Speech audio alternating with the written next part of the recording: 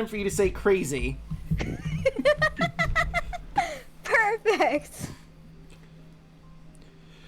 So, hey everyone. Hello, internet people. We're just hanging out right now as, Yelling gets Alu all sorted out properly. And vibin'. Indeed. We do be a vibin'. Yeah. So how is everyone Are you tonight? a vibin'? I do be vibin'. I'm doing good. Let's see. You're still the young Tarla while I'm setting up everyone's reaction images. Oh yeah, that's right. Should I change a reaction image now or later? Let's let it be a surprise. I'll alter it for chat later. I'll just need to keep that open and remember that's something we need to do. Super secret musket tool. That'll help us later. Indeed. Alu might just change into something else, like a beautiful butterfly. I don't know if that's gonna happen. Or something to that effect, I don't know.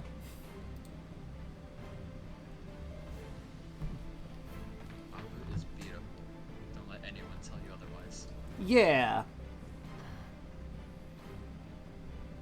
I am nervous and excited about trying to figure out how to do proper new accent. I am terrified. We'll have to see what you come up with. Can I pull it off? Who can say? We'll just have to find out. So you have 4 and 5 level spell.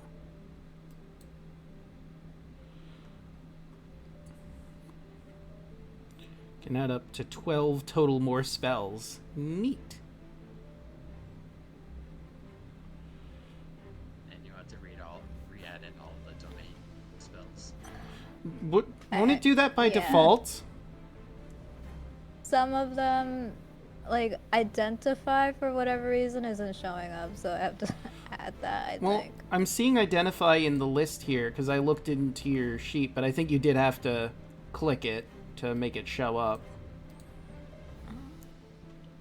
But some of these are green, and I think these are just your domain added in, like Word of Radiance, Enhance Ability, Aid, Blindness, Deafness are all green, so I think those are just ones you get by default.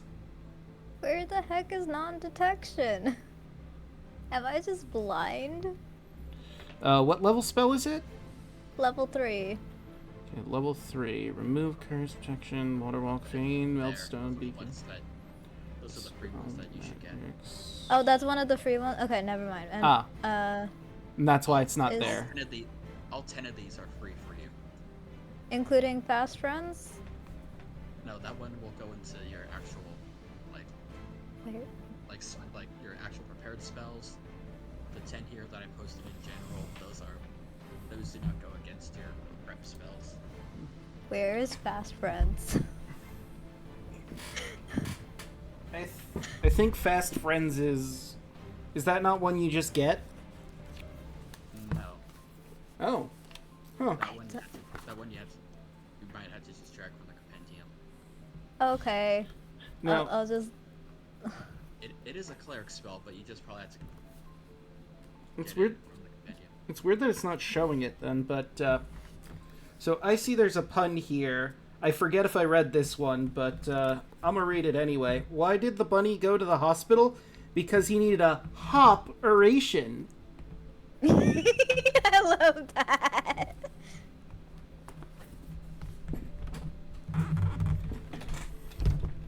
Oh yeah, I should probably get that ad out of the way.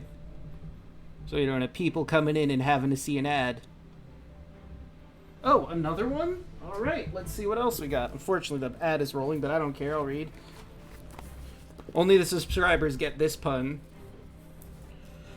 Why aren't koalas bears?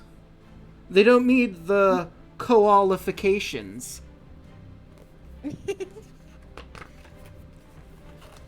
I will say that something, but just keep quiet. That's a good pun. Isn't it, though?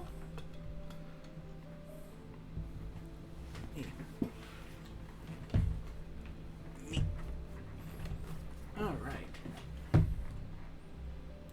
seeing why you probably don't have fast friends in your list because it's from a weird book. You may have to drag it from somewhere else or manually add it. You'll probably have to manually add. You can probably just type it into the It's like acquisition. Pentium and drag it over to. Oh, yeah, I don't have Acquisitions Incorporated. I don't know how you had fast friends, unless you have Acquisitions Incorporated. I must have manually added it because I like look up on like a wiki or something for all of it and then just double check that I have absolutely everything. So, But it is a cleric spell, so like, I didn't know that that was from Acquisitions Incorporated. I mean, if you want to put it on, since we've already had it on all this time, I guess that's fine. I prefer not to go into Acquisitions Incorporated. Nothing against Acquisitions Incorporated. It's just I have not read that book at all. That's fair. So I have no idea what any of those spells do from them. I'm only allowed Fast to friends have... seem fair. Okay, let me double check what you posted to make sure that I have... So I need identify. Well, it should give that to you I by need- default. And I need non-detection. You can talk to the dead. I need... Wait. Oh wait, I have identify. Confusion will be fun. Mm. Oh, I have non-detection. Okay, we're good on those.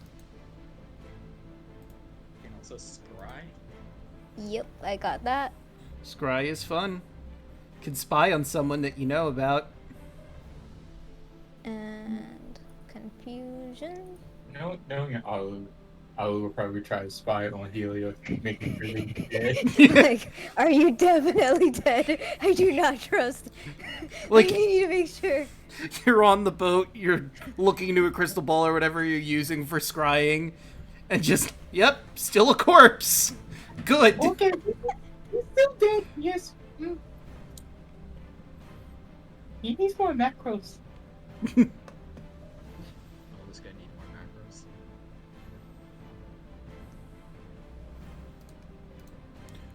Yeah, I could always use more macros, you know? Always. It's true. It's very true.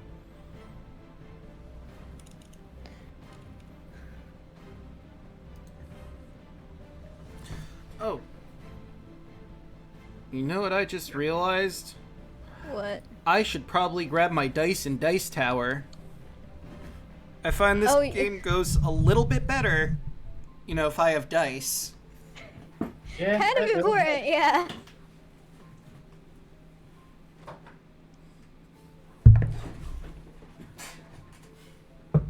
He looks so peaceful when he's asleep. Terror when he's awake. There we go. I had the babu in my lap sleeping. Aw.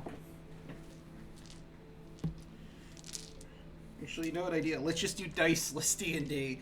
I'm thinking I rolled probably like, I don't know, a 20 there? That sounds about right. How bad did you piss off this boss? Yeah, he hits you. Yeah, you know what? We just go off of vibes and feelings. Based on what you just said to him, I think he hits you. Yeah, he grabs your fist, slams you to the ground, and pin you. What? That's what I do sometimes when I don't feel like. When I don't feel like I'm not gonna lie, I've done that plenty of times.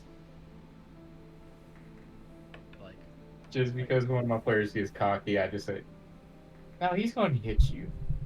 I mean, I kind of do the opposite, where it's like, oh, here's a werewolf that is stuck in darkness and a hunger of Hadar and grease. I'm like, no, he's just gonna miss every single attack. Just put him out of his misery. And he shot, he missed, and then a shot, and then I missed again. I miss again! But majority of the players I play with, or when I was DMing them, they were all GMs, so they got cocky really fast because they knew a lot of the stuff already. So I was like, alright, this is my first time playing, being a DM, okay. Yeah, you get hit. What? Yeah, you get hit. From where? Don't worry about it. Roll perception. You don't see him. It could be anywhere. It kind of does, like, the art of flubbing kind of does require that you have the stat sheet, so you can make it reasonable. I'm a more of a homebrew DM. I homebrew everything. Yeah. I mean, you really gotta have your stat block for certain things. Yeah, certain things I do have. I grab stat blocks for it, and then I'll tweak some of them. Like my favorite homebrew that I've done were zombies that heal from radiant damage. That's terrifying. Why would you do that? Because I had DMs as player, and they know the fucking monster manual, so I had to tweak a lot of stuff. So I was playing to give them more of a challenge. They're also DMs. They would know, not to metagame their character. Like, sure, the DMs know that zombies are weak to radiant, but would the character know? Yeah. I have one DM that does that. That's why I change almost 50% of the things about monsters I make when I DM them. Yeah. And they all know this now, so they don't metagame anymore. Damn. How do you not have the self-control to not metagame? Just don't do it. Just ask, hey, would my character know this? Roll. And if they don't, then you don't know. Oh well. Exactly. Well, when I first started DMing, I told them I want to do a meta game where if you know it, your character know it. So that's why I went to the point of this is getting ridiculous. So I just started tweaking all my I had like the main boss of the campaign was basically a chemist. Chemist slash like artificer that will modify monsters and send them out to like cause havoc around the world. So that's why I made it so that you're not going to know what's changed on them until it happens. Okay. Oh, Some stuff I kept some monsters I kept the same stat blocks, but a lot of them I will change. Like the well-known zombies and shit. And it's, okay, everybody knows zombies weak against radiance. Let's see if I can tweak it so they're not no more. But where I changed it from radiance, I changed them. They were super effective against necrotic instead to balance it out. And it took them a while to figure that out. It was funny. It was like 30 sessions in before they realized that. I just realized, we haven't mentioned, you might not have been hearing Than up to this point. Than's gonna be running a little late tonight. So, he'll be popping in eventually. Again, we're, helping, Yelling set up a character sheet because, Alu might be a little changing. different. Just a little different, Just a little bit. Yeah. Yeah. We're just trying to vamp my time. Yeah. Until... I just realized that's picking up plan. So, now the token is correct. Do we even have a plan? Well, I mean, the current plan is to dive face first into a whirlpool to get down to the Nether Sea. That's kind of a plan. That could work, maybe? Yeah, maybe. I just realized this far into the adventure, our party doesn't really have a plan for stuff. We kind of just go. Honestly, yeah. I don't think you guys have ever stopped and properly planned anything. The only time we'll ever plan is for the final boss. I mean, Will we though? I kind of think I know a way to talk to Lutheria now. Because I've been thinking about it all week, and I think I have an idea. Interesting. Well, we'll You can also see. just ask me. I can literally just ask her question. I can literally hit her up. I'll slide I into would the just not DMs. want the party to know. Oh, that's ominous. We'll see if there's any changes to that plan. I do like imagining, though, Kaya just dials up Lutheria. Hey, Lutheria, it's your girl Kaya. How's it going? You up? Hey girl, what you doing? We still good to hang out later in the Nether Sea? You seen interesting dreams lately? Yeah, you put any fun dreams on anyone? Man, those last few dreams you put on us really fucked us up, huh? Mostly Tartlet. Yeah. But that was a fun time. Yeah, True. another one. And another one. No. No. Hey, Than. Alright, well, that is Let's everybody. go. Because, another thing forgot to mention, Alek is out of town, so, who's playing Bartavius tonight? Mm. Oh, I won't care. Indeed. Mm. We can't really do a good Artavius, so No, I cannot. Hmm. It will just sound like a doodle bop. just Yeah, no,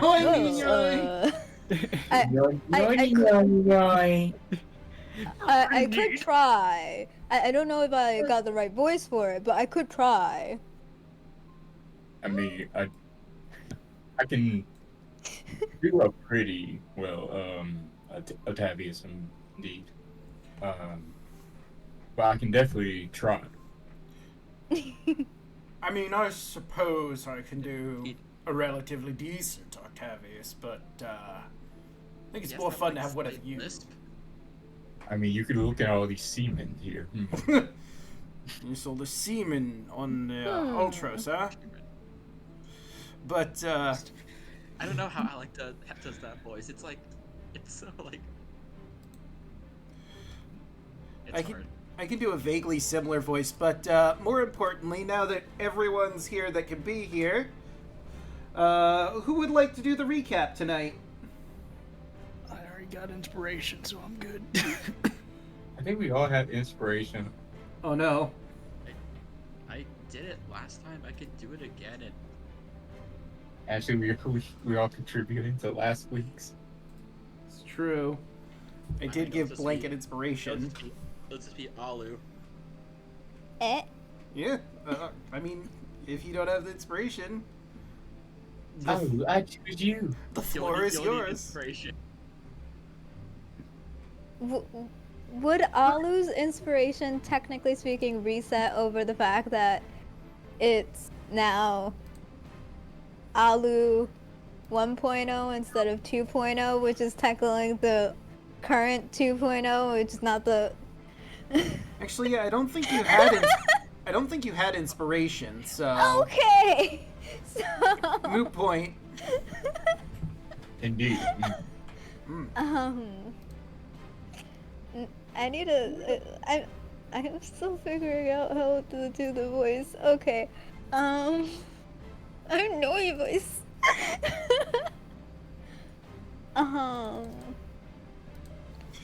If it makes it easier, you could do the old voice now, and then later get a chance to do the new voice. No, if I'm going to commit, I'm gonna commit. So Alright. I might as well commit now.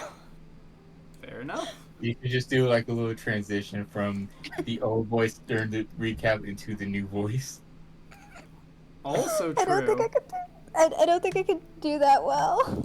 The transition between the two voices. But I'm so nervous. You can just do the. Why don't you just do the old one? So you might have noticed my voice is a little different and might look a little smaller, but you can see that we just got the Helios down. I wasn't expecting Helios to be so admirably amazing before turning into the dragon that tried to take my family apart, try to tear my family apart. But here we are right now, after killing Helios and surviving. I nearly died.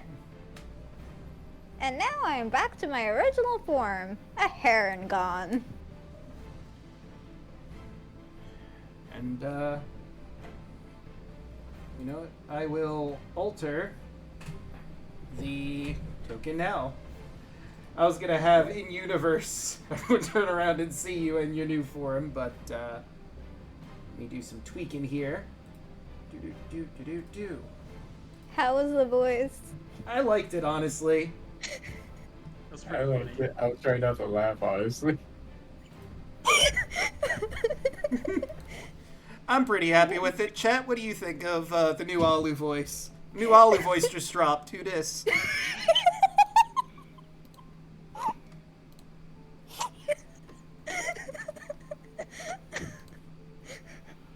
Me. Oh, really, Bubba? Where is it? Did I drag it into the wrong...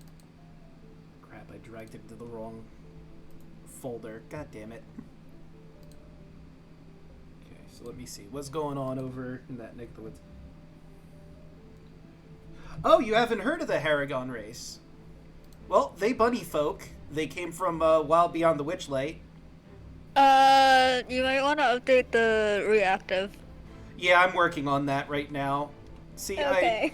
I have to find the token because I apparently moved it into the wrong section. Oh wait, no, never mind. It is in the right area. I don't know why I didn't see it right away. Weird. Anyway, I'm gonna start updating that as we go back to our party in their current crisis. I guess we'll go to the world map for the time being while I futz with this a little bit. And boop, boop, boop, boop, boop.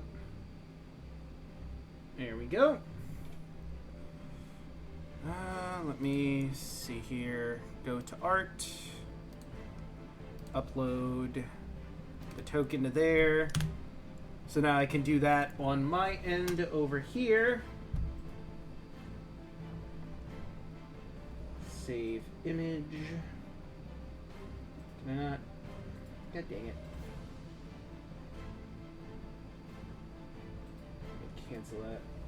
Open it. Save image. It's just gonna take me a little bit to properly get the token set up. I probably should have done this on the laptop, but I forgot that I stream on the laptop, I guess, and I didn't move the token over to there. That is on me.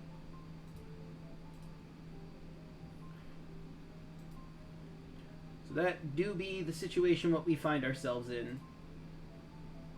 Okay, now I should be able to properly update your... I think I have you in downloads. And... updated. There we go. Perfect. Hi, hello there. All right. So, you find yourselves going in to the Charybdis, as it is the only way down into the Nether Sea. And honestly, everyone on the ship is in a state of, not panic, but apprehension. Because I feel like, Kaya, you would be too, considering you're a sailor, and driving headfirst into a whirlpool is like the antithesis of what you want to do on a boat. Yep. Especially this legendary one. Yeah. But for some reason I have like a look of like, I don't know, she kind of not looking calm or panicked. She kind of looks a little crazy. It's just like let's fucking go. Manic. I was just sitting in the captain's chair, just staring down the whirlpool. It just said, 4! I mean, Tarly could, help people, help people prepare. Are we gonna play discus? That sounds like a fun game to play. It's at this point you all turn around and you notice Alu looks different on top of everything else. Carl looks at Oliver. Who the fuck are you? What do you mean? I'm still the same Alu. So fluffy. Carl looks at Kaya. Was that chariot cursed? What? Do we really have the time to be questioning this right now? Nope. You're right, you're right. We'll do it as we'll do it live. We'll deal with it later. Everyone, fucking hold on. I'm gonna drive us down into hell. The ship makes it towards the whirlpool as it spins down, down, down into the sea. You all brace for impact as you're dragged down, and what should be the sea is different. Rather than sucking your ship down to the ocean floor, the whirlpool has apparently transported you to a dark, abyssal sea. The waters that now surround you are black and expansive, stretching in all directions under a claustrophobic sky, which is full of strange lights. But let's change the music as we're no longer at the Charybdis. We have made it to the Nether Sea. We're going down, down in the Nether Sea. And it looks like this. Oh. Kaya, we're going down swinging. Why do I Indeed. imagine it's kind of like that scene from Pirates of the Caribbean where the boat just kind of like flips upside down and here we are now. Kind of. As you turn around, you see the whirlpool. Except it's not a whirlpool anymore. On this end, it's more like a maelstrom.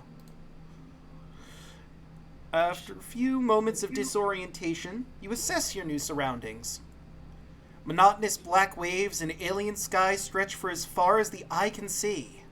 The stars are strange and unrecognizable. In stark contrast to the rolling oceans above, everything here is deathly silent. The smell of briny seawater has been replaced with a pervasive metallic odor. You can hear something sizzling against the hull of your ship. What's that noise?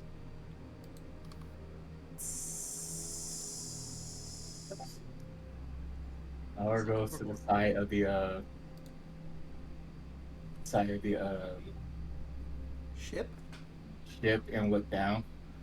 Let me show everyone, once I click off of there, your new surroundings.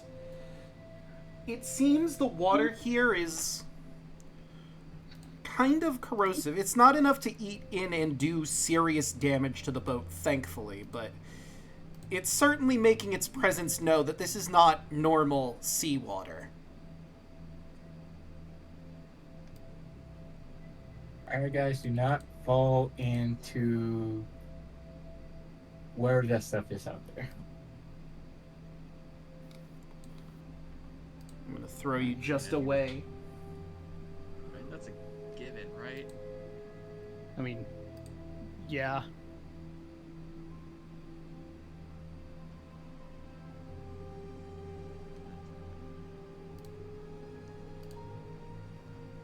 I want to try something. I'm just gonna take one of those random weird mushrooms I have and just toss it overboard to see how the water takes to it. Interesting. I'm gonna roll something. It is one of those trippy out mushrooms as well, so if something eats it, they're gonna get fucking high. So you drop the mushroom in, and you notice it change its color, and it seems like its makeup as a whole. It transforms into a rock? Some sort of black, shiny rock. Adamantine, perhaps? And of course, as it transforms into it, it begins to sink deeper into the water. It's a rock. Yeah, no one fall overboard. What What? kind of rock does that look like anyway?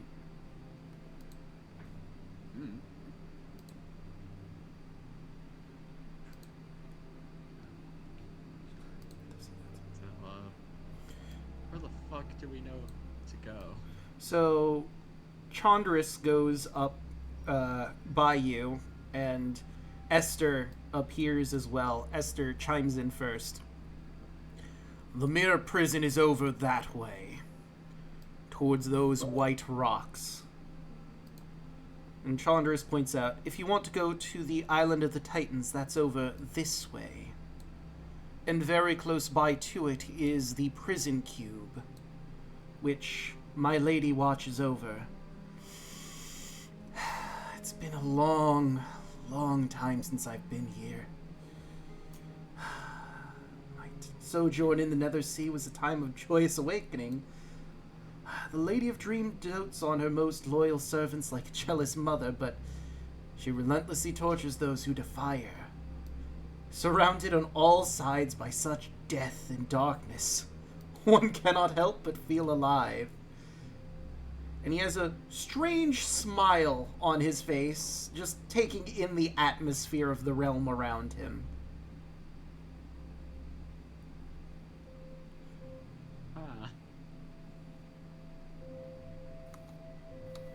So what's up with the water? She looks at Chandris. It's, the water that's here is not like anything above, obviously. They're a bit acidic. The ship's probably going to take a little bit of damage the longer we stay here. I think above game. For every day down here in the Nether Sea, 30 damage will be done to the ship's hull. The Ultros is magically protected, however, so it's only going to take 5 damage per day. If it was a normal sea, that would be wildly different. And problematic. Chandris goes on to explain, it's a mix of things. The water that's here is leftovers, if you will, from the time that the gods created the world that we live on. We're not quite sure why this excess is here, but if you recall, I believe he taps, he looks over at Kaya. The book you had found in the library tells of tales from before our golden age. Lutheria had made a massive ritual where she sacrificed thousands of basilisks to gather their venom and assault her brethren who tried to attack her in her realm.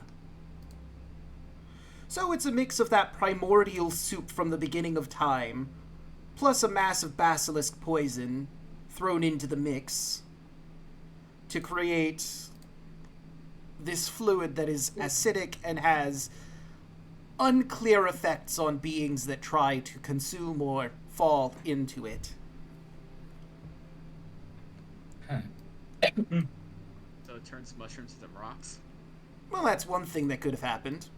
Could have also become a person, or turned into a tree, or maybe even an elemental, or perhaps a gas. This is This is the remains of creation of the world. Anything could happen for anything dropped in it. So it is a spicy ocean. Okay. The McDonald's Sprite. Now this is the grimace shakedown here. It's just not blue, it's green for some reason. What can you tell us about Titan Island? Well, Titan Island is where 3 of Sidon and Lutheria's siblings are kept, since they tried to attack the 2 of them. I don't know if all of them are still coherent, but one of them might be and able to tell us things about just the general area and my lady as well. I would, unless we have any reason to, I would steer clear of that island in the distance over there. That is the island of the Oathbreakers. Anyone who breaks an oath is dragged by the Eranisses to that island. Now, if you don't try to free anyone, we shouldn't have problems, but I wouldn't tempt fate.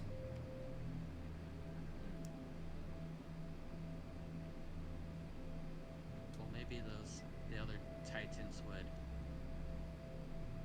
Well, except maybe there's one that's more coherent. Maybe they can give us a tip on how to take out Sidon, as that's who we're really after. Perhaps. So maybe we should try to seek out their help. That might be the smartest thing we can do. I would, after we get the intel that we need, I would recommend going to the prison cubes. My lady holds sway here, and the prison cubes were a task given to her by her father, Kentamane. They hold creatures, weapons would probably be more accurate, from before any of our times. From the times when the gods and the primordials were at war. And she is charged with making sure they stay in there. She hates that job, though. I feel she pities them, but back to my point. If something happens with the prison cubes, maybe a prisoner wakes up and gets a little riled up, it will definitely draw her attention to the island. One of her siblings might know the password to properly get in.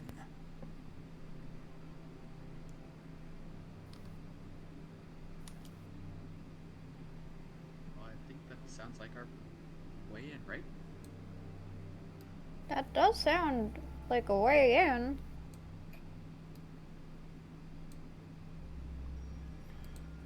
Alright, let's sail on that way. Thankfully, it seems that the effect above that forces the time travel to be between, 2 or 3 days isn't affecting down here, as this is a whole different sea from above. And therefore, Kentamane and Sidon's effects are not on here. And this is a small enough area where you can get to the Isle of Titans from the Charybdis in a matter of minutes. You find yourselves approaching a small craggy island dominated by gray mountains and black rock beaches. Among the mountains stands 3 incredibly lifelike statues, which are similar in scale to the great colossi of Mitros. Each depicts a muscular man in a pose suggesting shock, their faces revealing a combination of fear and rage. Iron chains bind their immobile arms, and are anchored in the surrounding landscape. there seems to be one that is breathing amongst the three of them.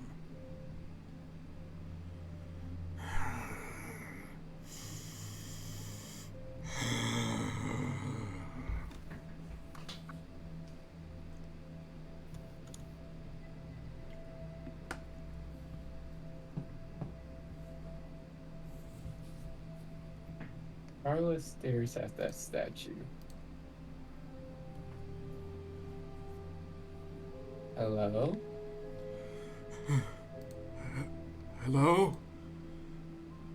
Who's there?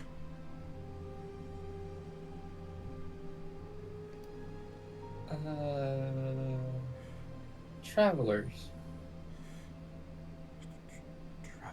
Am I hearing voices again, or are you actually there? Yes, we're here. Who might you be? I don't even know anymore. I don't remember who I was, though I remember I was betrayed and trapped by Sidon in Lutheria. You're not allies of theirs, are you? No, we're not. Were they your siblings? Maybe. I can't recall.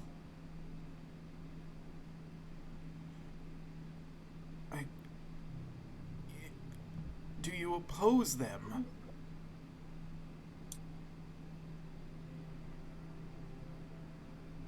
And if I was to say yes, what would happen?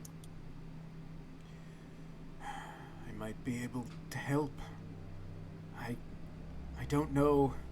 I know you said you are, but I don't know if you're truly real or if I'm losing the last vestiges of my mind, but perhaps I could help.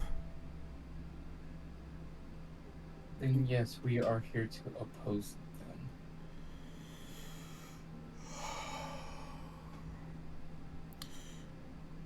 Lutheria is insane. Sidon once tried to cure his sister by forging weapons from the psychic energy of her madness. These weapons may be especially effective against her, should you be able to find them. They might even be on her ship, Hypnos. She has a warped sense of humor. She likes to tell jokes. She'll sew your mouth shut if you don't laugh at her jokes. It is always better to laugh. Even if you don't find it funny, try to laugh. She loves playing games. She especially loves the royal game. If you challenge her to the game, it can put her in a better mood, but you should always let her win. She'll have a foul mood if she loses, and things could get ugly. Lutheria roams the Nether Sea. Her barge is almost impossible to find unless she chooses to reveal herself to you. However, she takes an interest in any threat to her domain.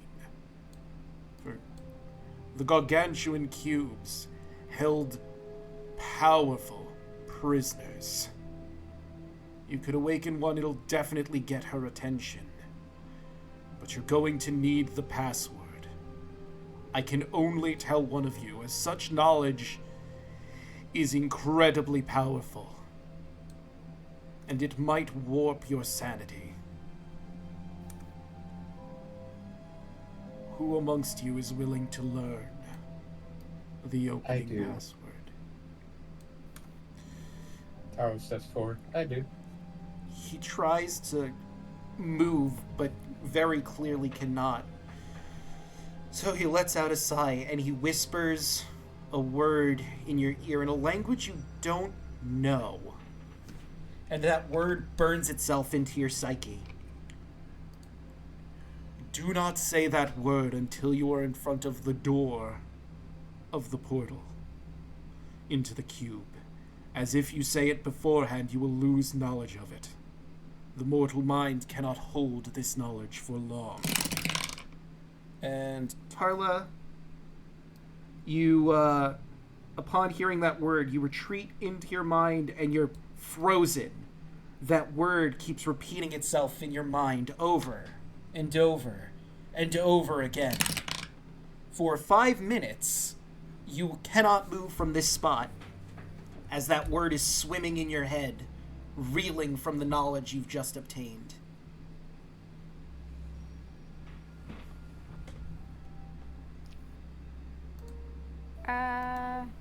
You okay there?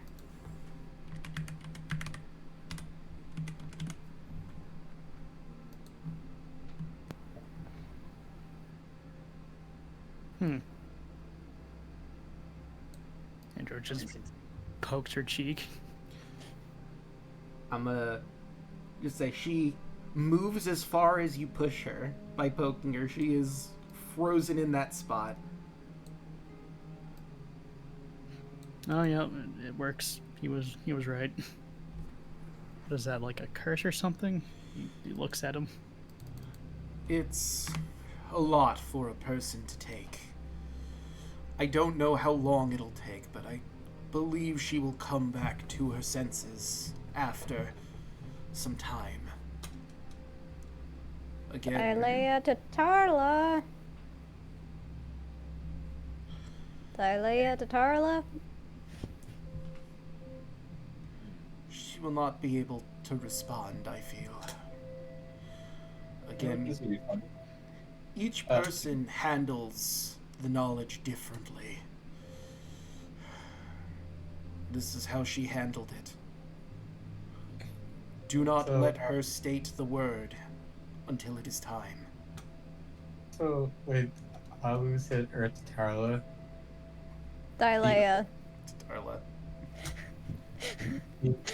An echo pops out of the older Tarla. And he shakes her head. Yeah, she's gonna be like that for a second. Is she, you, gonna be okay, or do you just gotta wait it out? Mostly just wait it out. It's a mess in there, honestly, but she'll be fine. Eventually. Just gotta slowly rub Tarla's shoulders. Like, it'll be okay. Above game, I rolled on the short-term madness table to see what happened. I kind of figured because I remember that one. Mm-hmm. There's so many things that could have happened. That one I think is really good for this situation, but what would also have been fun and really distressing for everyone was character becomes incapacitated and spends the duration screaming, laughing, or weeping.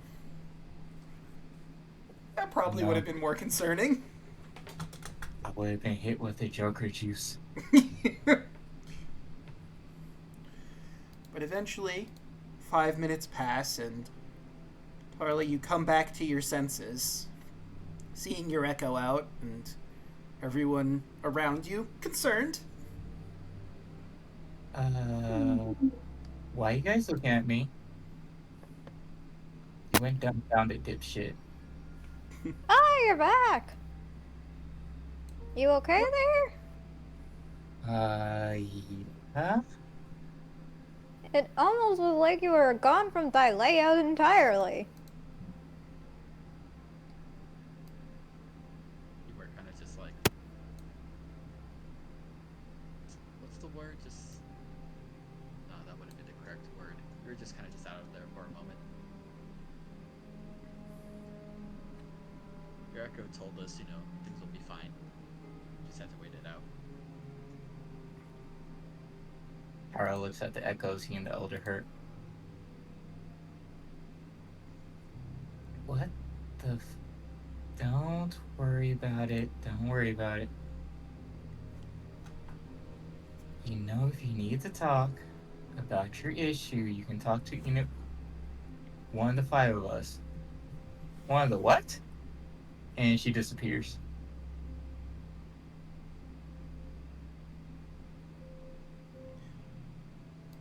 Gonna get over that you kind of just talk to yourself, but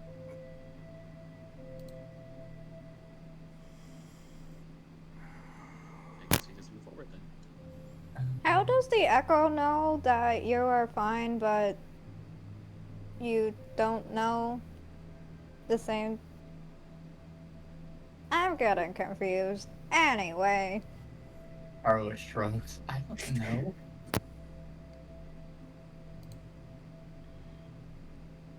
You all get back on. Let's- Oh, sorry, let's- go ahead. Let's just keep going. You all get back on the ship, or. Sure enough, the cube is right here. It takes even less time to sail to.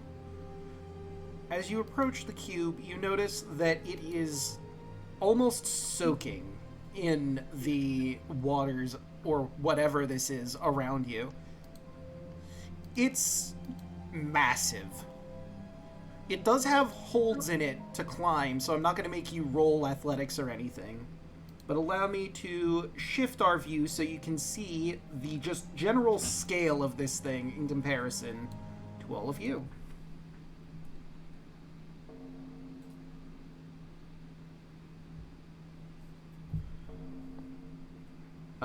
Also, key point here, are you bringing Sunny and Solaire with you?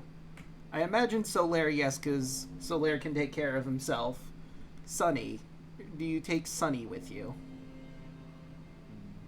Probably not. I don't want to have Sunny be exposed to a prison. I will take Serlene with me. Okay. Let me see.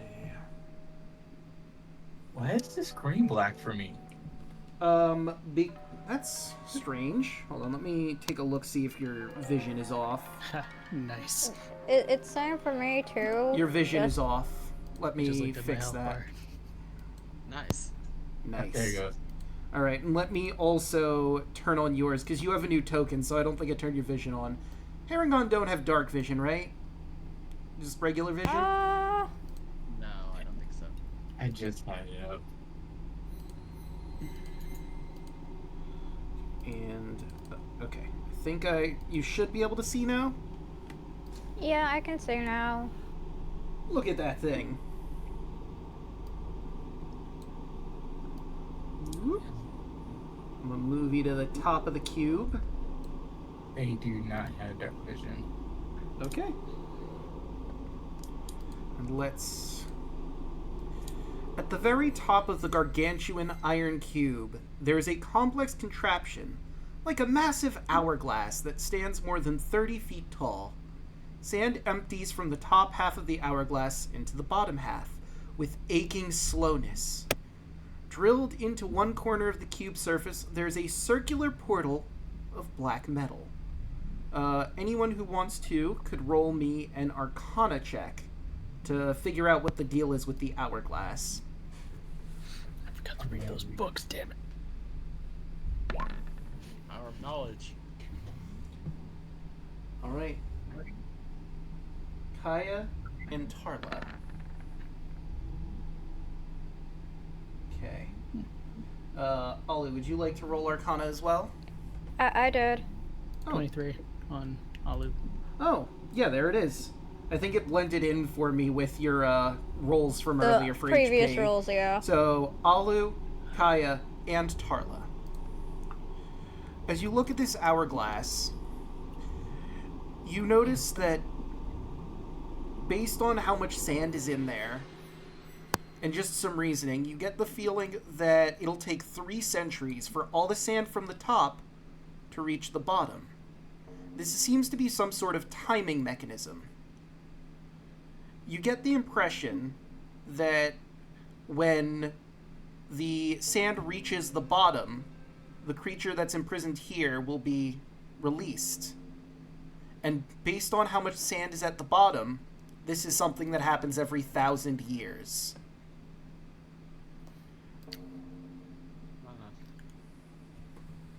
Wait a minute.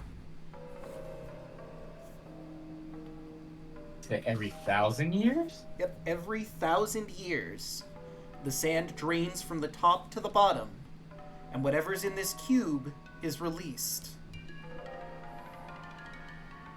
How close does it look from being released? 3 centuries from now. Okay.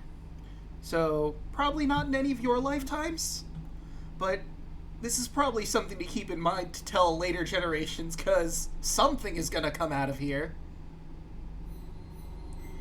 Also, I will give this to you because now that you're looking at the portal, which is clearly the hatch inside, it doesn't look like it's big enough for Celine to fit in her dragon form.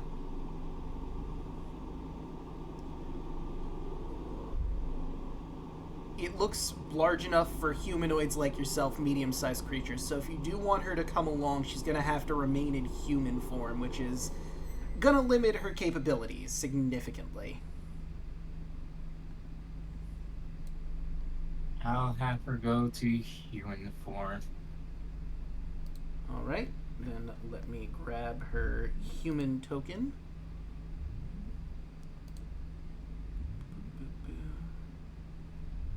And where are you? There you are. Copy. Oops. I don't think she's going to be able to use any of her amazing dragon powers at all in humanoid form, but, Probably the breath weapon, maybe. He could probably punch really well. You It know, just has a dragon strength. let me... Because I realized I didn't give the humanoid token the HP. As I'll say, in her human form, she definitely has the same health and armor class.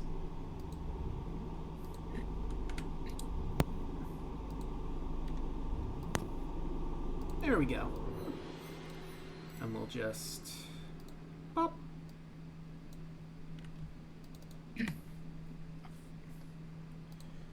And I'll allow her to have her lightning breath, but that's all she's really going to have access to in human form.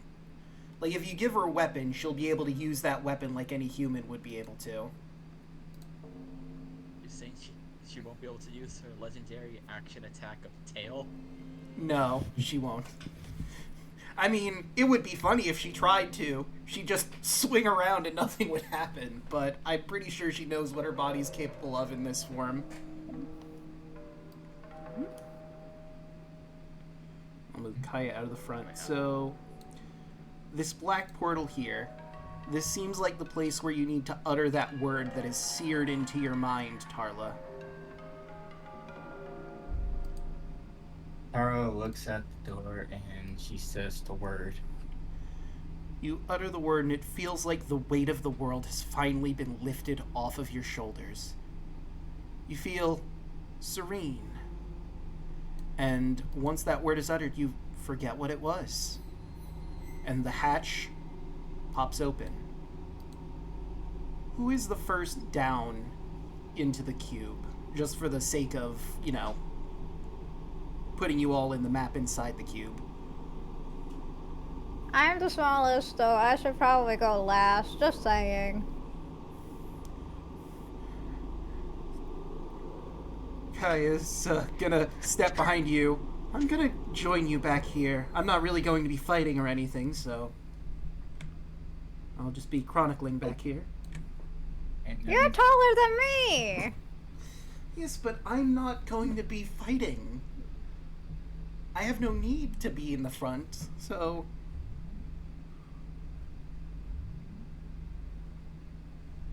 Carla walks over to it and jumps in.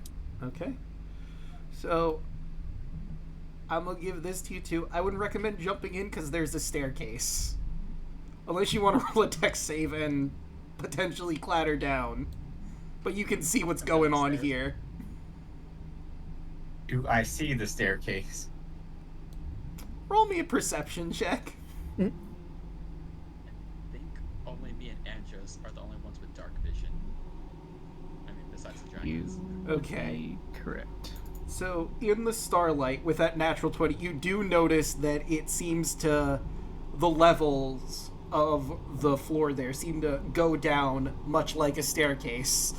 You definitely know these are stairs. Oh. Tara just steps in. Alright.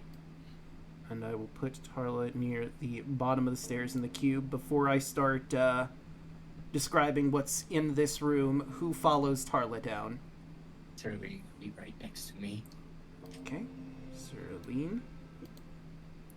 And who follows Serlene? Fuck it. Alright. And... I guess we could just go down the line how it is right here. Okay. So, I will get the rest of you in momentarily, because there's only so much room in there. It is very small. And Tara is going to hand Serlene her double-sided scythe. Okay. Alright. Because it's a strength-based weapon. He has a +7 to that. Alright, let's zoom on in. We have a strength weapon. Yeah, I didn't realize it when I first got it. That's why I haven't been using it. Alright, so... the prison cube. As you descend the spiral staircase and enter the chamber below, you're met by a dark, gloomy surrounding. A sense of dread fills the air. You feel a strange presence before noticing two featureless humanoid statues standing motionless in the corner of the room. They appear to be made of clay? But they're not moving or anything. They appear to just be statues. Oddly enough. Very bland.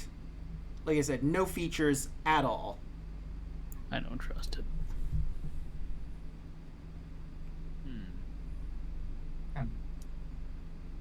Is it dark in the room? It is very dark.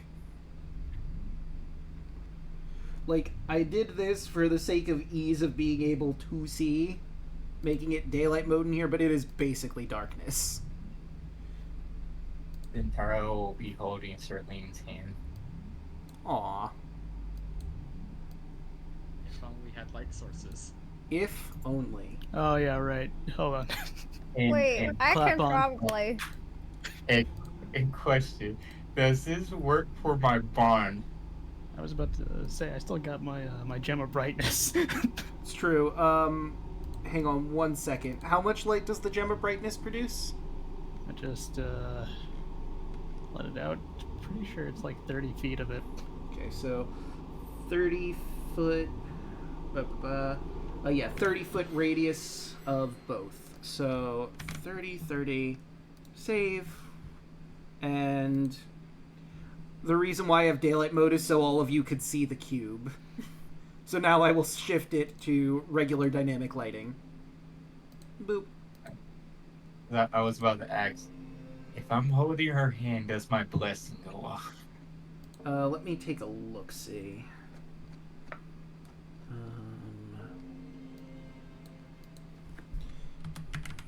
No. Because I have the same blessing. You have to mount Serlene. Which is very difficult to do given the current situation. Plus, she has a husband, ?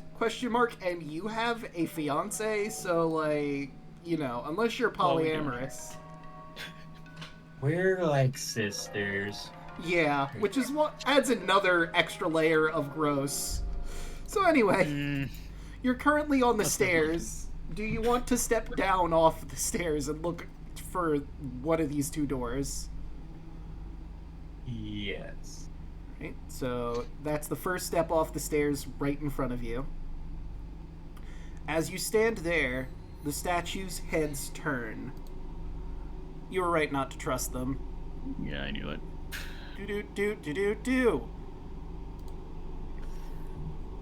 Also, let me just show you the art I found for these guys, because they don't give you art for the these golems here. So I went and looked for them and found this. Now I gotta rock your shit. And the rest of us are not even in the room. Nope, you're at the top of the stairs, but as they move down, you all can certainly get into the room.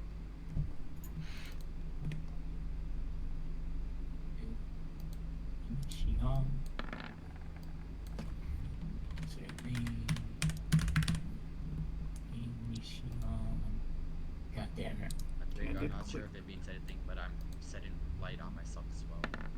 Okay.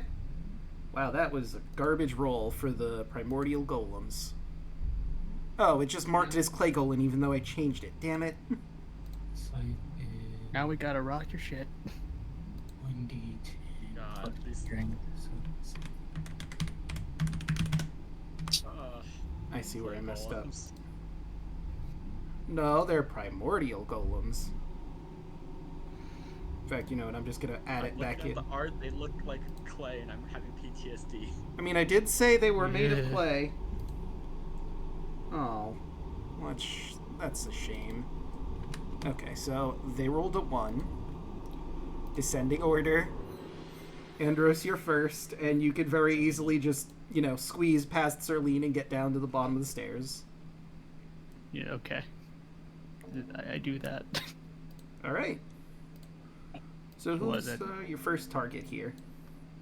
So, like, I would be right here, then? Yeah. Okay.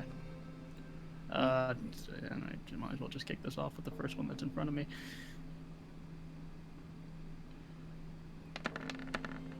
Yeah, none of the other themes. I'll do this one. 20. 20 will hit. It's 11 damage. 15? Okay. Minus 15. Or no, wait. It's only the 11. The plus 4 there is for the crit. Mm-hmm. So you have Yeah, advantage. it's only 11. Okay. So 11. No, 15 was the hit for the second one. 15 will hit. Yeah, yes. You know, it threw me because technically you rolled 15 damage for the crit. So I'm like, wait, no, that won't work. I know, I just realized I saw the confusion. But, I will use my key point to do 2 more. Right, let's see. That will hit. Alright. No one's letting me put their And bars see. in. 22. Ooh. Okay. So, wait, let me take a look-see. Whoops. Your attacks at this point, being a monk, are magical, correct? That is correct. Okay. Just wanted to make sure. Yep. That's me. Miss Leavin. Now we go to Kaya up on top. Do we want like Artavius and Alu to roll in? Oh shoot, that's right. Octavius Yeah, I was didn't gonna roll say. properly. And yeah, Alu, you didn't roll initiative. Whoops. Let me fix that. There we go. Artavius, get in there. Wow, yeah, Artavius should have been in already. Okay. He was waiting patiently for his Indeed. I'll wait my turn. Oh, wait, my turn. Indeed. And boop, boop, boop, boop, boop. He could like stand right over on this side. Roll in there. so he can hit anyone. Well, he'd be at the top of the stairs trying to poke down, so I don't think that would work properly. It is pretty long though. It is, but I don't know if the 15-foot reach he has with the long Dorada? 10 foot. Oh, It's only 10. Okay, so yeah. I mean, it doesn't give me the exact measurements of the spiral staircase, but I don't think 10 is enough, unfortunately. But he's gonna do his thing, poke at it. That hits. For 5. And then another one. If it wants to. For another 5. Consistency. And his offhand. Where is his backhand in here?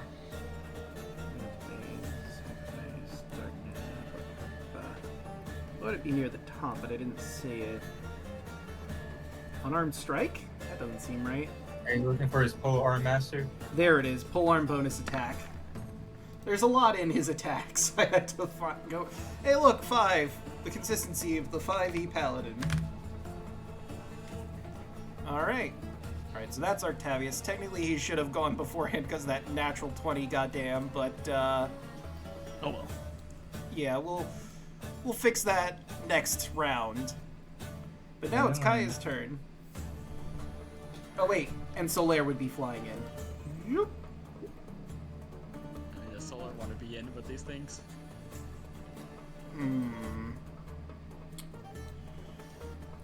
Well, he could be flying.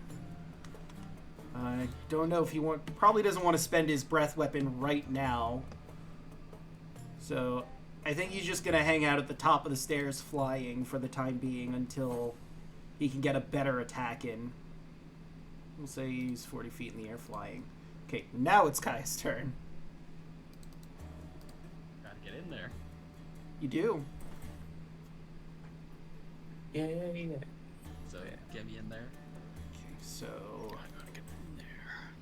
let's see. That'll be 10 feet of movement to get you at the top of the stairs.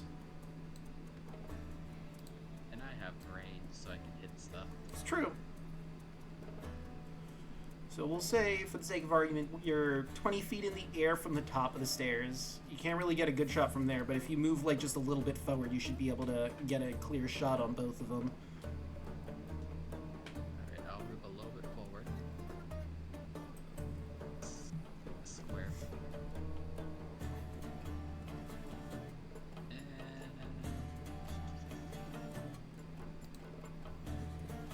You know, let's hit the one that was already been beat up by Andros. I'll just hold my free guiding bolts. 17 hit. It will. Which one were you aiming at again? The one in front of Andros? Yeah, for 15. Okay. Yes, 15. And next attack on that has advantage. Okay. I'll just mark him with a little light. And can I roll like a quick Arcana check to if these things seem kind of familiar? You know, knowing what happened with the last time we fought a clay golem. So these might be a bit different. I'm going to say Arcana with disadvantage. Weren't those clay golems like giant? Yeah, They were. it's fair. 18. So you know of clay golems. You have encountered them before. And these are obviously significantly different from them because they're medium-sized. You don't know if that'll change anything. It's also a little strange that they don't have facial features, but perhaps the crafter who made them was just lazy. But you're not quite sure about anything else. Everything you know about clay golems from the previous encounter, you know for this encounter. Okay. And I guess that's my bonus or free action. I'll just say these clay golems are kind of like the ones that killed Bud, so be careful. Wait, that died? Yeah, He Of got that game. better. Yeah. Yeah, like Yeah, twice. They legit kill Bud. Yeah. Ah. That was our second character death.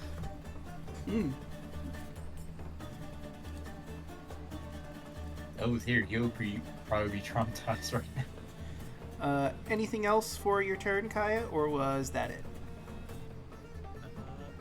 Yeah, that's it. That's all I can really do, so. Right? Tarla. Kind of bad air place right here, so I can't be scattered.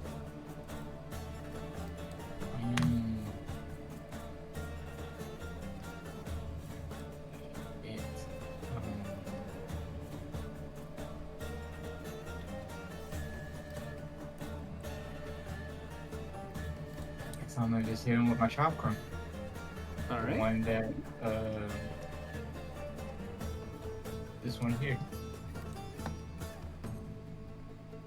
I didn't see the ping. I was doing something. Which one was it? The bottom one or the top one? The bottom one. Alright, that will hit. For 6. Okay.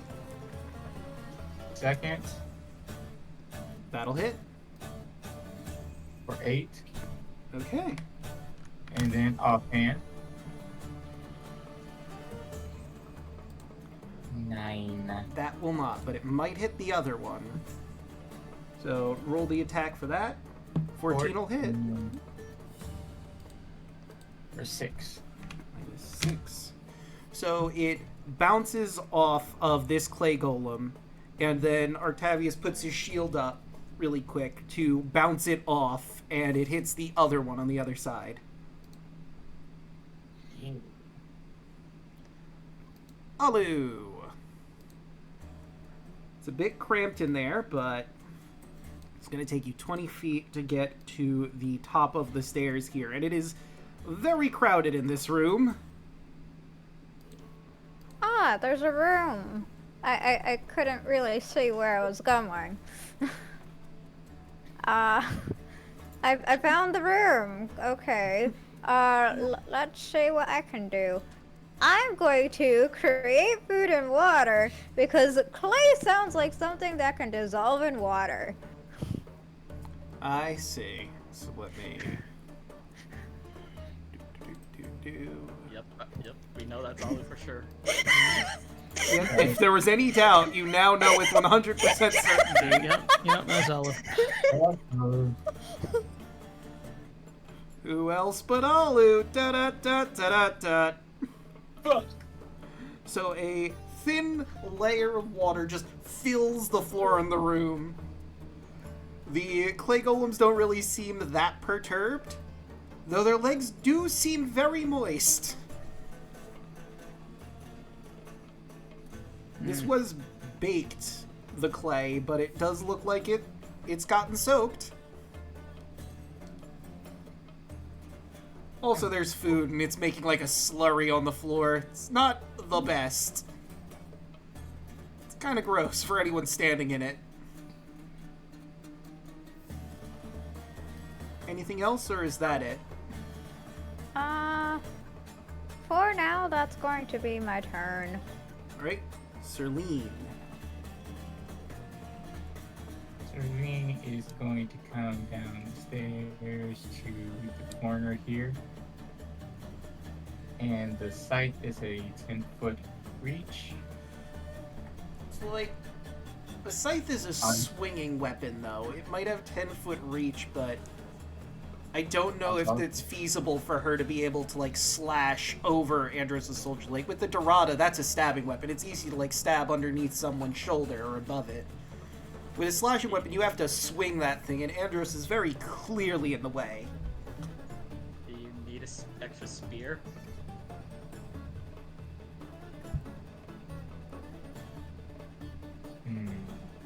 If only someone had an extra long spear. Yeah. If only.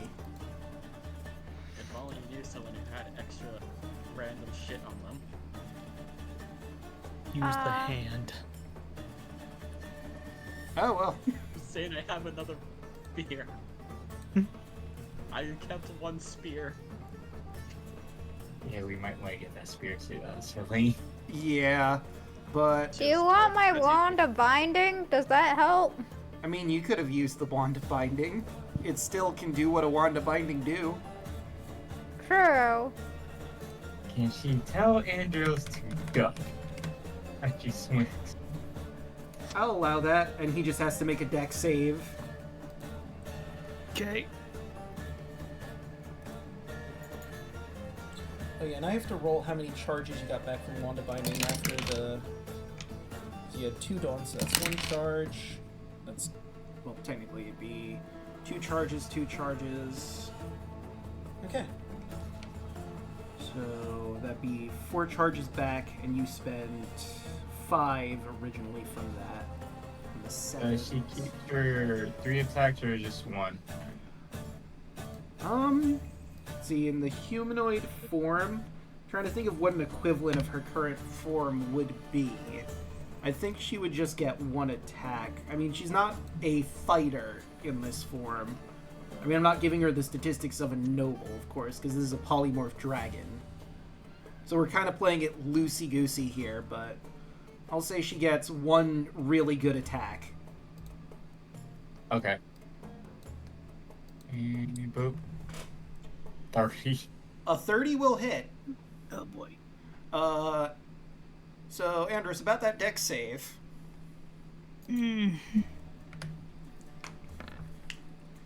That's never what we want to hear. A 16, that will make it. You hear just in time to duck as you see the scythe fly over your head and hit into the clay golem. For 16. Okay. And it's not magical. Okay, so that would only be 8 then. Because golems. Speaking of golems, you notice as they begin to vibrate. Here we go. Because they have haste.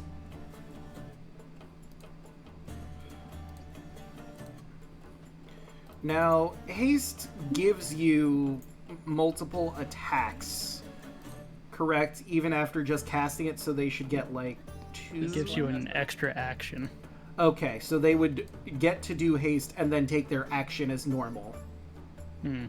Okay, so first one is going to try and slam on... Actually, let me look at this. Starts its turn with... it would get that. I need to roll a d6. That is a 5. So it is not going berserk. Okay, so let's start with just a regular old slam attack on Andros for 13 bludgeoning damage. Ow. And you need to make a con save or your hit point maximum is reduced equal to that amount taken. You're fine. But you do notice something strange. After it hits you, its form seems to shift. And its build looks similar to yours. Slam attack number 2 is a 26 for 20 damage. Ow. And the con save one more time. Okay. Alright, that time your HP maximum is going down by 20. I will use my reaction. Okay, 4. Add a 2 to that, so you're at 16. Okay, and that is enough to pass it, so your maximum is not going down. And after it hits you a second time, clay comes out from the back of its head to make like a sort of faux clay mane. Does he still take the damage? Oh, never mind. He would still take the damage, he's just not getting his maximum lowered. Not good. On the other end... Hmm? I was gonna say with the haste spell, it only, like when you use haste for an attack, it only gives you 1 extra attack. Yeah, it gives you an extra action. Well, So their you get, action like, is they have multi-attack, Yeah, that is fair. which is why he's getting the 2 hits in. So that is a 15 on Artavius, because it just barely hits him. 15. And then Artavius makes... I didn't have to use my reaction because Andros is in Archavius' aura, so you get the bonus from that. That's true! We forgot about his aura. Right. So I'll let you get your omen back. Okay, and now, just like with Andros, the one that was attacking Artavius seems to shift and fit his mold a bit better. Similar body build. Slam attack number 2 is a 21 for 18. Artavius is looking really rough. And actually hit him? Yeah, it just... Oh, wait, no, his armor class is 22. For some reason on the token, it doesn't say that. That's weird. So, none of those actually hit him. So, yeah, hold on. Let me bring him back to full. Because now that I've looked at his sheet properly, yeah, that wouldn't have hit him. None of those would have. Oh. So he's okay. He did not get hit. And that is it for the clay golems. And technically it would be Octavius first, because again, the natural 20. So he's gonna... I think he's gonna spend a smite on this one. So first, Long Dorada. That'll hit for 5. And... Seriously, what the fuck? Why is it just 5? Yeah, that... He just... Roll 20 wants him to roll absolute garbage. He's rolling a 1 every single time. And we'll do a... Let's go with a Thunderous Smite. 5 again? What the shit? 5 is the number of Octavius. Right, so that's a 20.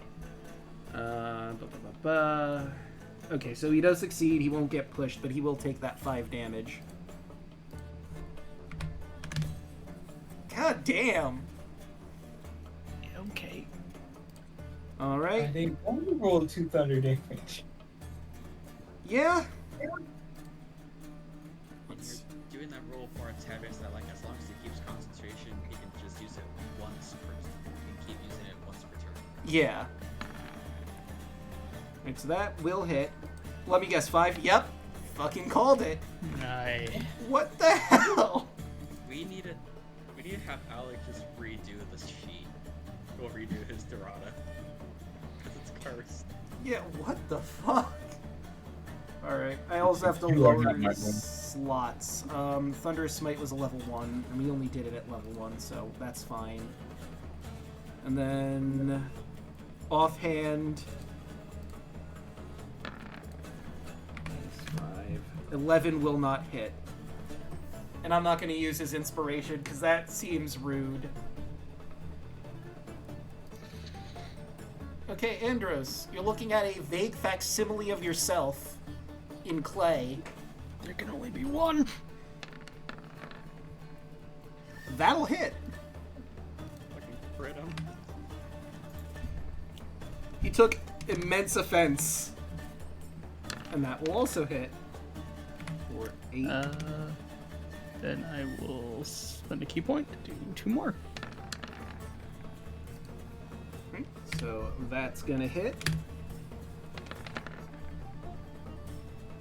And hey, look, that'll also hit. Cool. And That's it. Now it is Kaya's turn. Alright, let's try to finish this one off. Cantrip, produce flame. 12 will not hit. Well, bonus action, I'm gonna go down the stairs and pull out my long spear and hold it up for Cersei. Alright. It'll be easier to stab rather than swing. Okay. And it is now Tarla's turn. Tarla is going to try to finish off this one. Talk room. 11 is not gonna hit. Let's see that bounce. 13. And a 13 will also not hit. Second attack. 25. That, on the other hand, will absolutely hit. For 4 damage. Still barely standing. Last chakram. Offhand. 26. Will hit. For 9. He's barely hanging on. You gotta be fucking kidding. Alu! Oh wait, I'm sorry. You had something else? No. Okay. Now Alu. Let's see. I should probably heal someone, but I don't know if I can get to. You might be in range unless it's a touch spell. Yeah. Yeah, I have healing word, I think. Or something, healing something. I have cure wounds, which is touch. I believe. Let me double check. Yeah, that's Cure touch. wounds. There's healing word, which is bonus action at range.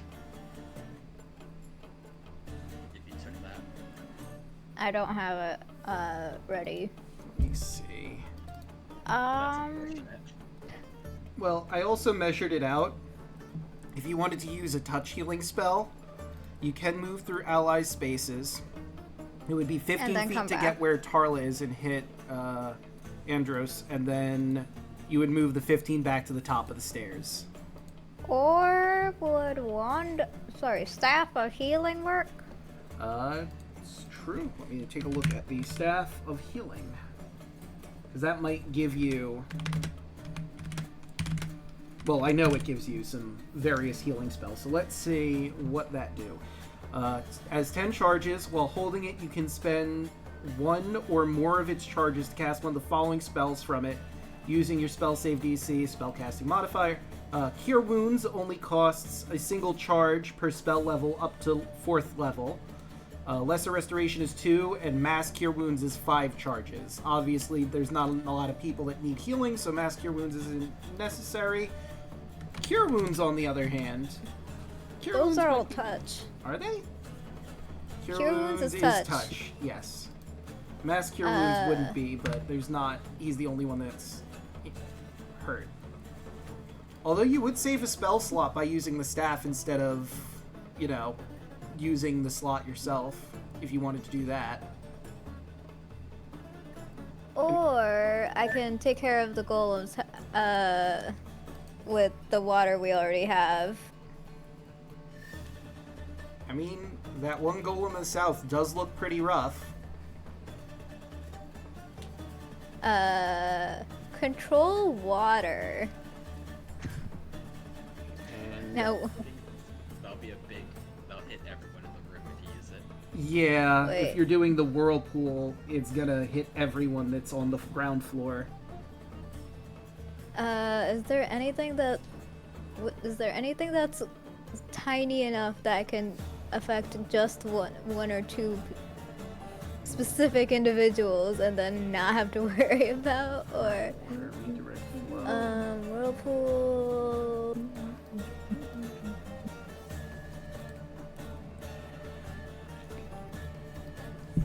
I mean, if you're looking for an attack spell, you do have Word of Radiance, I believe. Which is a cantrip. Yes. Let's see, what else do you have prepared while I'm looking at your stuff. Food, magic sword. Still don't have guiding bolt on you, huh? Nope. Not prepared. Darn. That's a really good spell. But, yeah, Word of Radiance could do damage. Each creature of your choice you can see within range. So that would hit both of them. They just have to make a con save or take the damage.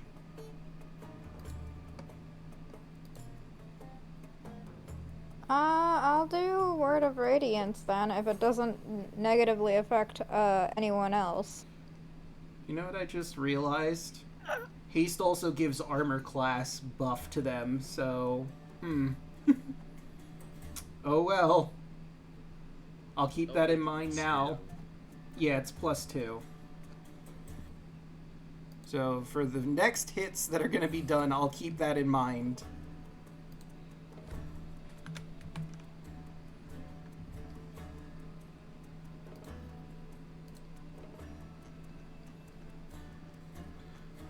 So, click on Word of Radiance.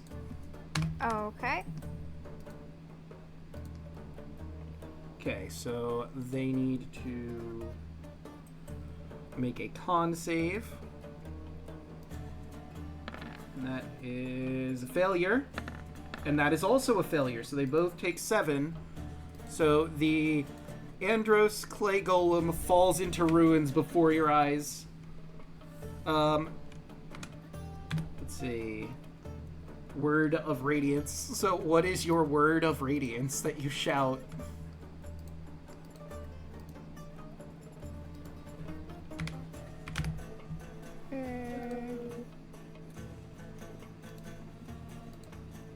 Eat it.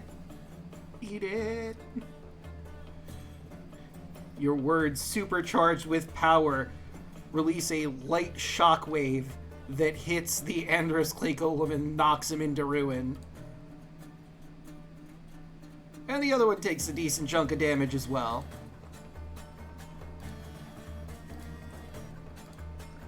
And is that it for your turn?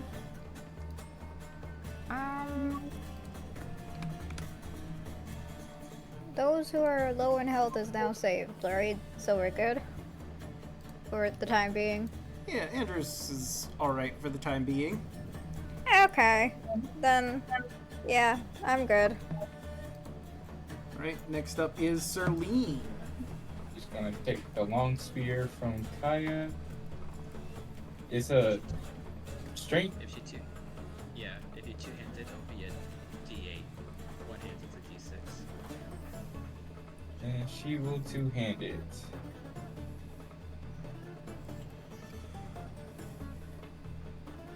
Let's roll to hit.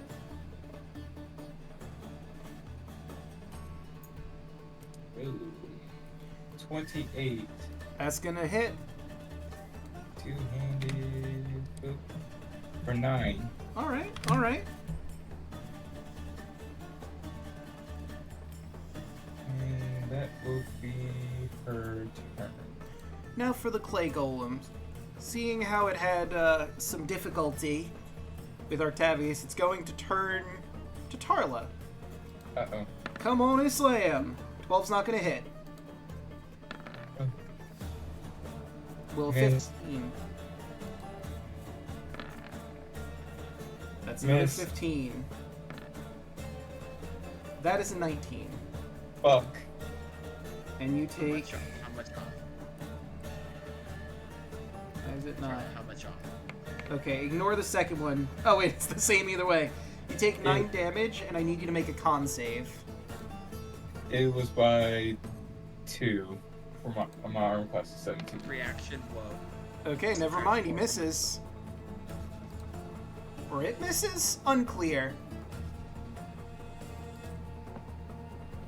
I love you. Octavius. Wait, I didn't mean to click that. Oh well, long Dorada.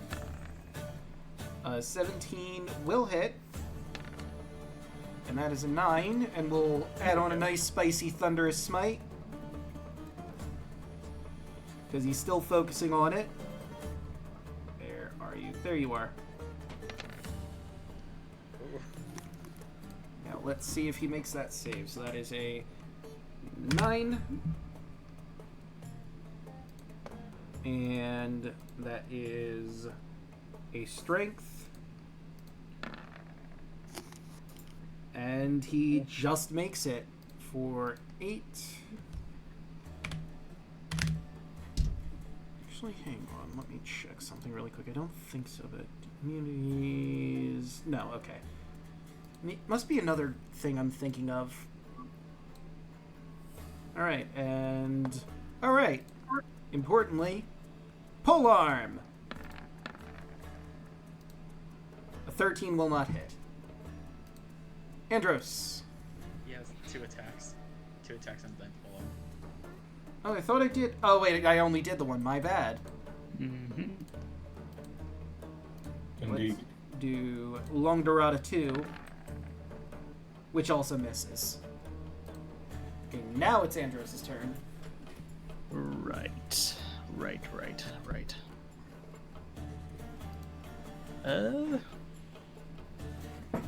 Can't really shoot through these guys, can I? No, it's too crowded and too small Yeah, I a don't room think for that so. to work properly. just gonna borrow Octavius' space then.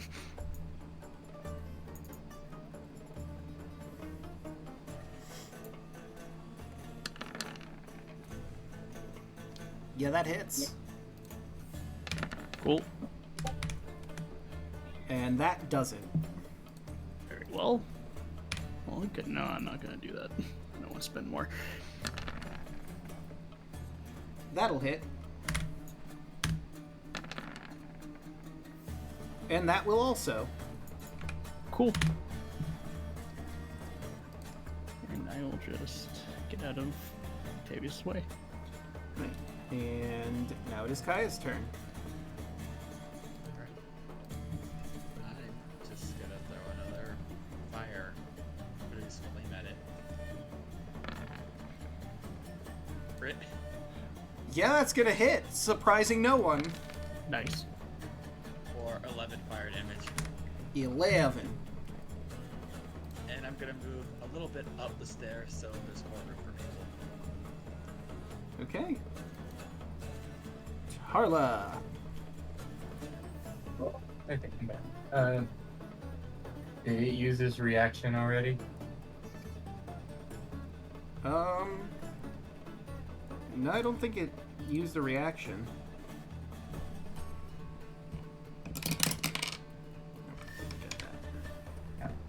Okay, I am going to use chakrams again. I forgot about their berserk. Oh well. This one, 24. Will hit. 5. Okay. Minus the 5. 9. Will not hit. Offhand, 15. Will also not hit. And Tarla's going to take a stab back. Aw, why? I get touched. Alright, Alu. What do? Well, You could, if you wanted to, step into the room proper, but that'll put you in the golem's range of attack. But actually, you could do this and not be in the golem's range of attack. Plus, you'd be closer to Andros if you wanted to heal him up now. yeah, I'll do that. But. Cure wound. What the heck is cure wounds? There it is. Ah, I feel better now. Alright.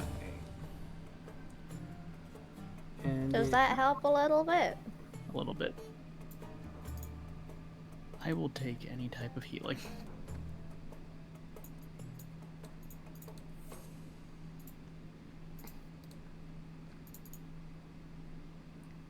Cool. Alright. Oh, did I accidentally close the turn order? I think I did. Oops. You did. How dare you? I know. I'm a How monster. dare. It is now Serlene's turn, and I think I realize what you were doing. Here comes the scythe. 19. Is gonna hit. Max damage 17. Oof. It's looking real rough. God, these guys are fucking resilient. I mean, it is a man made of clay. And that will be a turn. Right, clay golem gonna move a little bit closer. And is gonna go for Tarla again. Slam. This Slam. hits. For 14, and I need you to make that con. Damn it. Con save. 14. So you lose 14 maximum hit points. Reaction. Okie doke. My second omen of the second wheel of the day, so that's a 6. Wait. 16. Nope, never Yeah. mind. Tarla's still within the radius, so I don't need to use my omen for it. All right. Yeah. Fucking So aura. Yeah. Or, you have what is that? +5 again? Artavis' aura is plus his charisma. Yeah. Let me see. And his So what is that, charisma +2? is +2. so it went up to 16, so that passes. Okay, so you don't lose the maximum, you just lose the hit points at the moment. Slam number, what are we on, 3? 26 It's for 18, and you have to make that con again. And its size shrinks down to your level, and hair starts coming out. Blue clay hair? It's weird. That is a natural 1. You are going to lose 18 maximum hit points. I can't save you from that, buddy. And the final one's a natural 1. Crit yourself. For 11, which means that does not affect this thing at all. So it just misses. Doesn't really have hearing in the traditional sense, I feel. Quick, somebody mold ears onto him. Right. Octavius. Can Octavius finish this Clayman off? Let's find out. trying to beat it off. And the answer is yes, he absolutely can and does. Okay, so I'm gonna go for that. Collapses into ruin. And after that nonsense, the room's clear. Oh yeah, I forgot. The music I'm using right now is Tartarus by Erebos, I believe. It's an E with a tilde over it. Or not tilde, the E with the thing above it. In Umlaut. Spanish. No, Like- Spanish. Yeah, The accent mark? that. I was trying to think of the name for it. But yes, it is an E with the thing over it. Oh, Erebos. fuck. Question: do I still keep the same damage when my HP maximum goes down? So, your traditional HP is at 54. So let me take the calculator Goes down to here. 36. It's Yeah. not going to be fixed until you get a greater restoration. Or a Other long magic. rest. Yeah, it goes down to 36, and my health right now is at 40. That's what I was asking. So yeah, it would lower it down to 36. It does not say a long rest. Reduced to 0. The reduction lasts until removed by greater... Oh, never mind, you're right. You need greater restoration. I must be thinking of a different thing. What kind of fucking clay golems are these things? I have 1 greater restoration I can use. Does the staff give any greater restorations? It should. I think so. Let me look at the Staff of Healing. Either that again. or lesser. I don't remember. Please be greater. Staff of Healing. If you spend... Nope, it's 2 charges for lesser restoration. Yeah, I thought so. This is And... my only level 5 slot.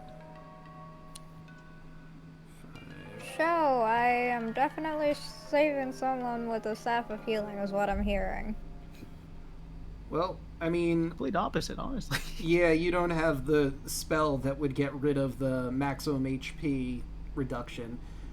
Greater Restoration, you do have the ability, but you don't have that spell prepared right now. No! One went some healing, though. I'm still a little hurt. Tarla, do you want me to... Do we do it right now, or do we... Because I only basically have 1. I honestly say it right now because my HP's at 36. I don't feel safe anymore being here. Alright.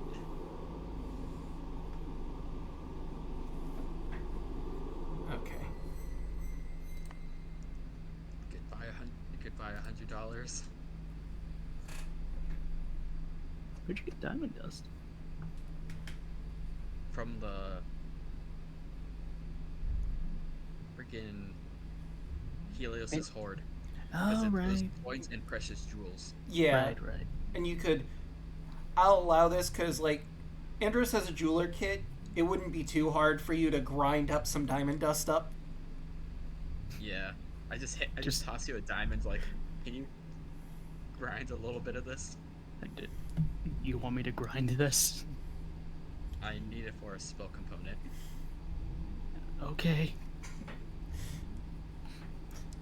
Alright, just what you could assume is about 100 golds worth. Yeah, that'll be fine. And then I take the dust and just kind of like throw it into Tarla's eyes. Ah! My eyes. And then you feel better. I feel better. Oh. But it still burns like rocks. That worked? Yeah, it's a greater restoration, Alu.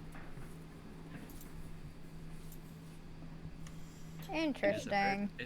It is a very powerful spell. It can even break curses.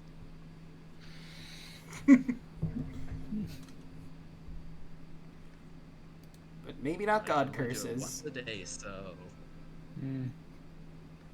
So thank you. alright. Who needs a heal? Me? Oh god, me. Tyler raises her hand. Alright. So, Andrew's if you good. want to save your slots, Alu does have the Staff of Healing, which has Mass Cure Wounds. Yeah, I could do that. So, who needs healing exactly? Heal me, rabbit man. Okay. You little bunny me. And keep in mind, the staff uses 5 charges for Mass Cure Wounds, but that means you have 5 left at the moment. They return at dawn, your charges. We just have to roll that out. Okay. But So if I... Wait, you said mass cure wounds? Not mass healing word, right? Mass Cure Wounds, which... A wave of healing washes over out from a point of your choice within range. Choose up to 6 creatures in a 30-foot radius sphere centered on that point. Target gains hit points equal to 3d8 plus your spell casting modifier. And it works even if I don't have it prepared, right? Yes, because you have the staff that casts it. You're casting it from the staff. Okay. I'm just casting it. So, Oh, that brings me back to full. alright. Nice! So now, the next question is, do you take the door on the left or the door to the south? I mean, since they were up against this door, you might want to go that way first. Alright? Maybe. Is that the consensus? If we go that way, I feel like that's progressing on the main storyline. I feel like we should go the other way to see if they have any treasures. I mean, they might. I like that way. I like the way of just finding everything and then going back to the main story. That sounds like a good idea. Totally my not be. My gamer mind is. Mm. What? So, to the south then? It's to the south. I'm not going first this time. Fuck that. No, go ahead. So, who is going first then? I mean, Alu's at the door, so is Alu gonna walk in first or let I someone else mean, pass? I am right here, so I might as well. Fair enough. This is a very small room, but there's another door to the south. It's like he's talking with his teeth. Is this teeth in that way or something?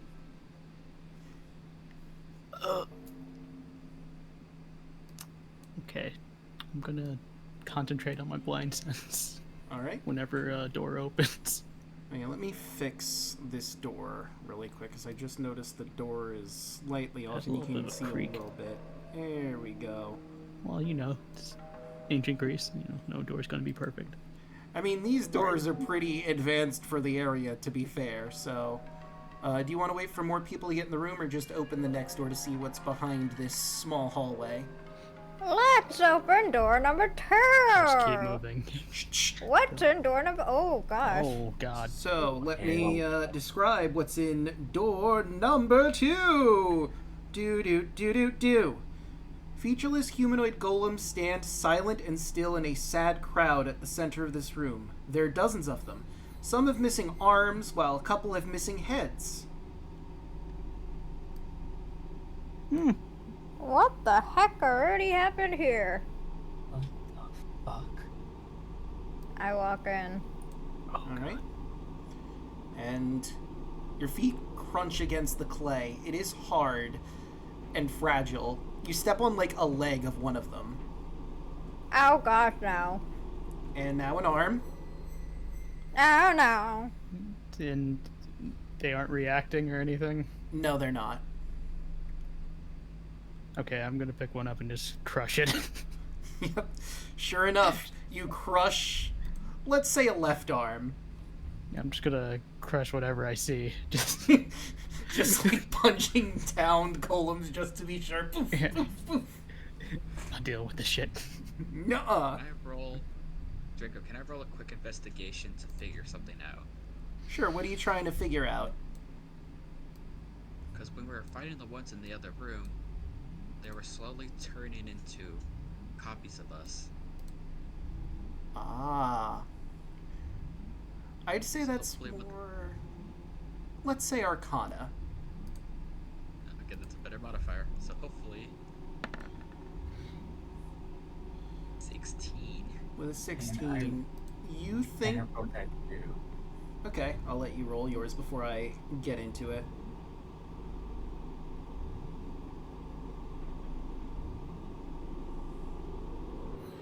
Okay, 24. I'll start with Kaya's then. With a 16, you notice that they started to shift after they hit you. Perhaps that's a feature specific to these golems here, but you can't really extrapolate what exactly it means or why they would do it. Tarla, on the other hand, these golems did not have a form or shape at all. You remember what Chandra's told you about the waters being primordial and remnants of the world created. These golems might be from a similar era to the remains of the created earth, and as such, by hitting you, they give themselves shape. When they hit a person, they slowly become that person because it's a being that they can base themselves around. You didn't let it get to that point, but you get the feeling with enough damage done to a person, they can become a copy of that person.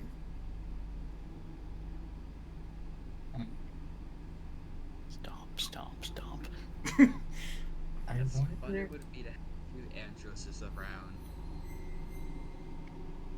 They're I kind of would like be afraid of like changelings. people. I, Or I don't know. In a sense, yeah, kind of. I don't know. That's how that would work. I mean, If it it's, just became a copy of you, would it just kind of stop fighting because you wouldn't want to, punch your friends? I don't know. Stop. you don't want to punch us, right?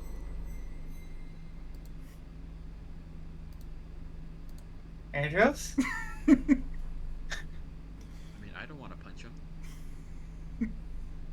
You're not answering your question, Andros. Running around decimating everything in here. What was once shattered remains of golems is now a mass of rubble. Is there like one piece of them left before Andros is done? It's gonna take him a while to properly destroy everything in here. You can certainly take something before he does. I'm gonna say you get a primordial golem head. No more fucking go. Okay. Fucking I'm take gonna my add- form.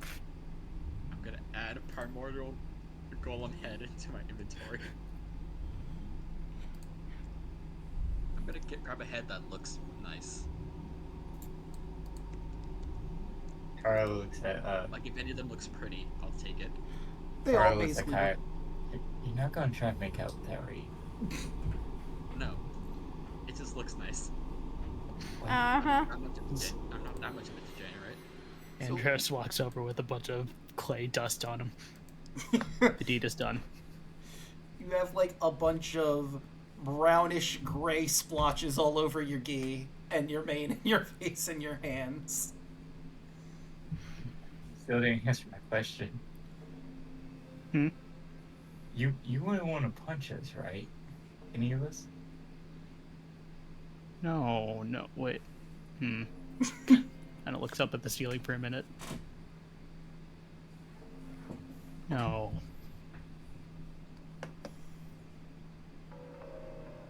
What makes you say that? He kind of looks down at you. You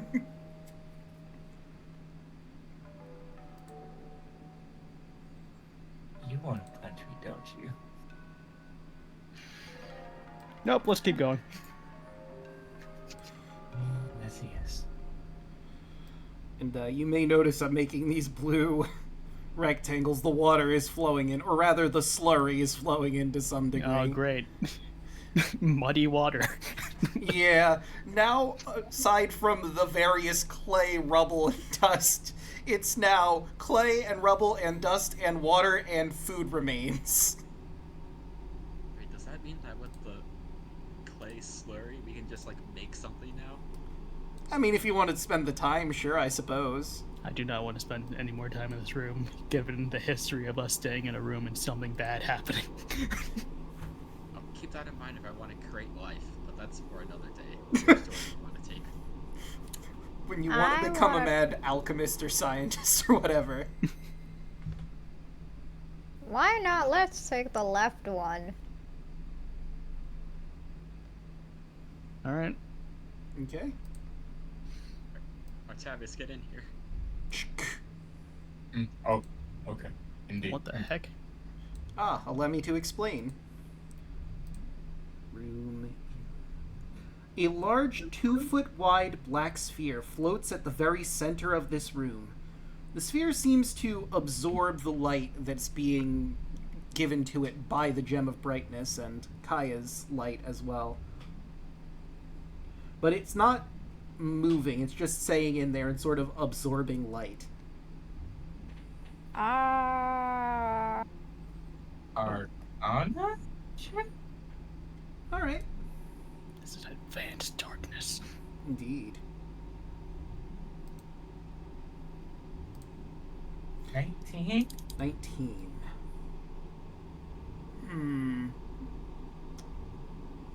You've heard of a...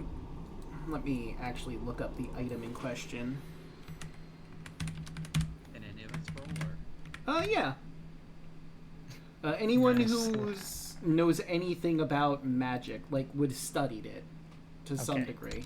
I was about to say, let's see what I went this... to college, that's a 25. Right, with a let's see what this 25 uneducated lion man can do. and 21. Kaya, you've heard of... It's a very rare magical item known as a Sphere of Annihilation. It is a sphere that obliterates all matter that it passes through, and all matter that passes through it. Artifacts are the exception. Some magical items can not be completely destroyed and just pass through it unscathed. Anything else that touches the sphere but isn't wholly engulfed and obliterated will take damage from it. It's stationary unless someone controls it. If you're within 60 feet of an uncontrolled sphere, you can use an action to try to levitate it and put it under your control. But this is a very potent and risky magical item to wield. It is very hard to properly do it. Above game, you would need a DC 25 Arcana check to be able to exert your will over it. Right now, it seems that the Sphere of Annihilation is fixed into this divot in the ground, in this, like, very ornate structure. It doesn't seem to be a threat right now because it is inert in that structure. Close the door. Just very slowly. Yep. That's I a, don't want to go in there. that's a sphere of annihilation. It basically destroys anything that touches it. Yeah, let's not go in there. Alright, other door. Man, I can't believe you don't want to go to the Sphere of Black Hole. Yeah. Get isekai'd. You're already Draco, isekai. I touch that sphere, I'm 90% sure we'll end up in the Revelia. You might. Don't you curse me with that again. I'm already there. Right, So so let's not go into the room. this is a very small room with a door at the other end. Mm. Let me... Man, a lot of these doors I apparently messed up when making them. Who's making all these useless rooms? Like, is there even anything on the wall here? No. There's, nothing. This is just a connecting hallway, it seems. There's barely a hallway. It's like a... Yeah. This nook. You know what? I'm just gonna take a handful of clay and just draw a smiley face. And behind this door is another door. Welcome to this hellish prison. Let's brighten your day with a smiley face. And I'll open the other door. This room is colder than what the other rooms you've encountered so far. There are 4 huge floating spheres marked with ancient runes. The walls are also covered with the same runes.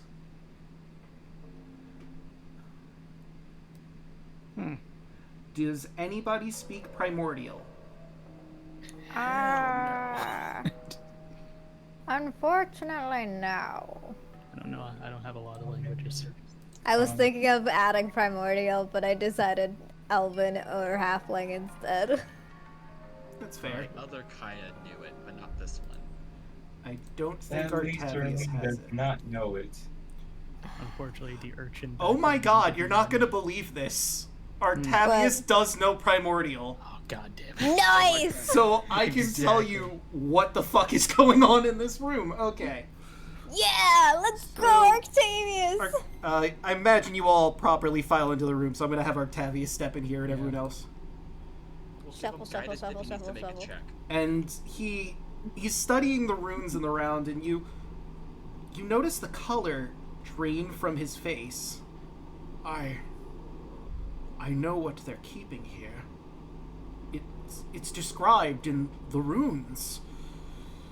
Legends of a creature massive and violent. The Tarask. Oh shit, no. No. Did we do Above anything game, about what is the rats? Tarask? Okay, yeah, hold on, I gotta... I'll describe above We game. have to roll Do you in know to who figure it out. Godzilla is? Yelling. Yeah. Okay, imagine D&D Godzilla, but Oh, it's gosh, like no. basically immune to magic in some degree. Well, not immune, but resistant to, and damaging it is also really hard. It's a very powerful creature. Okay, below game, does our characters know what a Tarask is? Goodness, I think that would be, I want to say Arcana or maybe a history. Hold on, let's see. What kind of creature is it? It is a monstrosity? So I'd say It Arcana. is a legendary beast. It's true. I'd say Arcana or history of your choice. Can. 20. Alright. And I'm gonna let Serlene roll for that too. 15 for me. She has a 22. I know this thing. You know its entire fucking history, goddamn. Okay, Kaya. So Kaya, the color drains from your face as well. The Tarask is a very powerful creature. Calling it a creature seems generous. Is it a flesh-based being? Yes. But it would be more accurate to call it a living siege machine. It consumes all in its path. It does not care what that something is. It could be human, or buildings, or entire swaths of the area around it. It is a unending hunger that consumes all in front of it.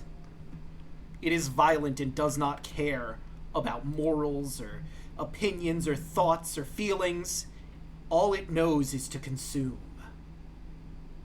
And it does that very, very well. Would It is Arla an and apocalyptic Serlene know? creature. With that 20, let's see, you and her 22, I'd say you know very similar to what I just described to Kaya. It is... I'll also give this to Kaya that Tarla and Zerline won't know. This thing is ancient. It has existed potentially since the beginning of the mortal realm. It isn't a thing that is often around. It seems to have hibernation cycles, where after it lays siege to massive sections of land and feeds itself, it'll go into a slumber. But hey, it's in this prison. As far as you know, it can't escape. For 3 more centuries. Let that thing out every 1,000 years? I'll let you in on this with the Arcana from before. You get the feeling that it's not that they want to let it out every 1,000 years. It's they have to. The prison is designed to hold it in here and keep it under lock and key. But when it gets active, properly active, this thing can't hold it back for much longer.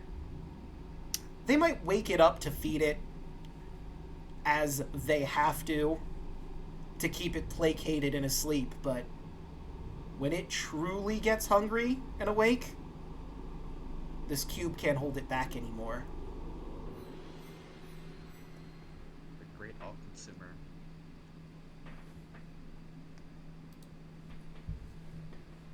Hero, write that down in case you need to tell anyone else. Oh, she's already feverishly writing. Don't you worry. Okay. You know, I know we have to worry about Sidon and all that, but if you can just tell the other gods about this. Yeah, that will probably be smart. I'm gonna do everything I can to make sure that we can keep a lid on this for as long as we can. I mean, it might be a problem in 300 years. Mm-hmm. She's very feverishly writing. Realizing she'll probably be alive to see this thing re-emerge. Mm-hmm. Hmm. I'll probably be long gone by then. I'll be around to see this thing awaken, and well, I might be around unless something kills me. But yeah, that's for tomorrow. That's for tomorrow. We'll worry about today. Harley looks at Serene worried. She looks back, visibly unnerved.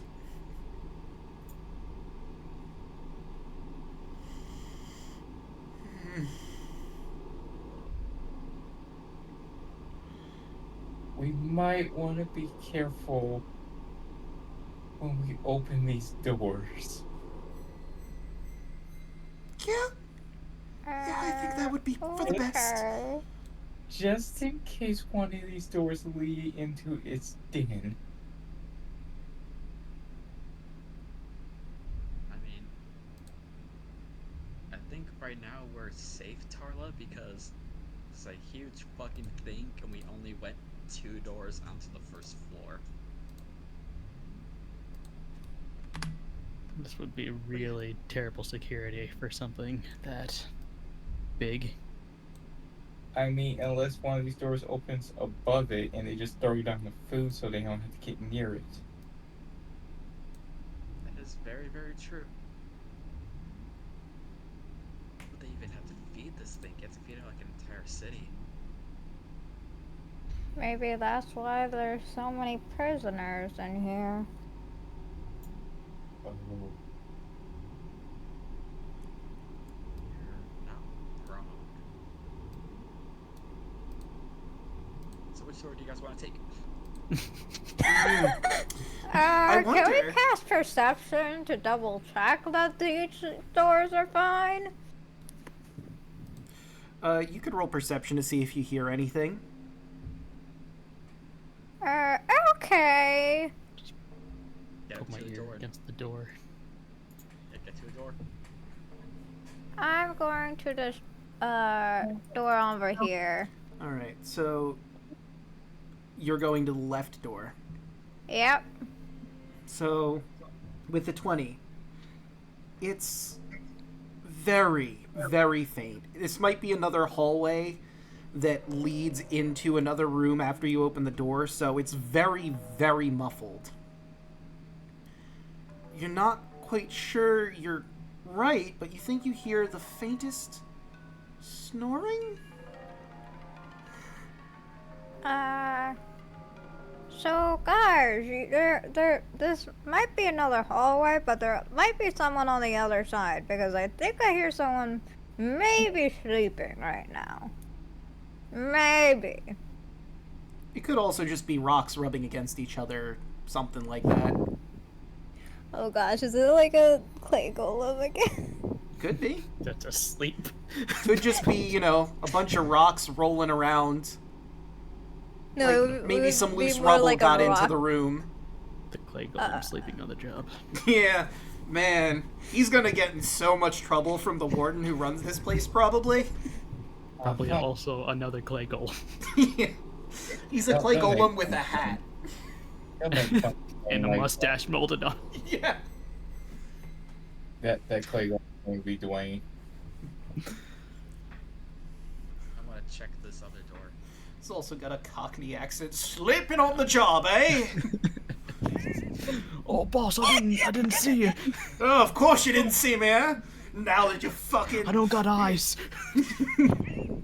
We can all see in the dark, you daft idiots! Oh, yeah. Right. With 10 and 11, you don't hear anything on the other side of this door. It's possible that these are some pretty thick doors. Maybe that's why you're not hearing through. This could potentially also be another conjoining hallway into another room, but it's unclear.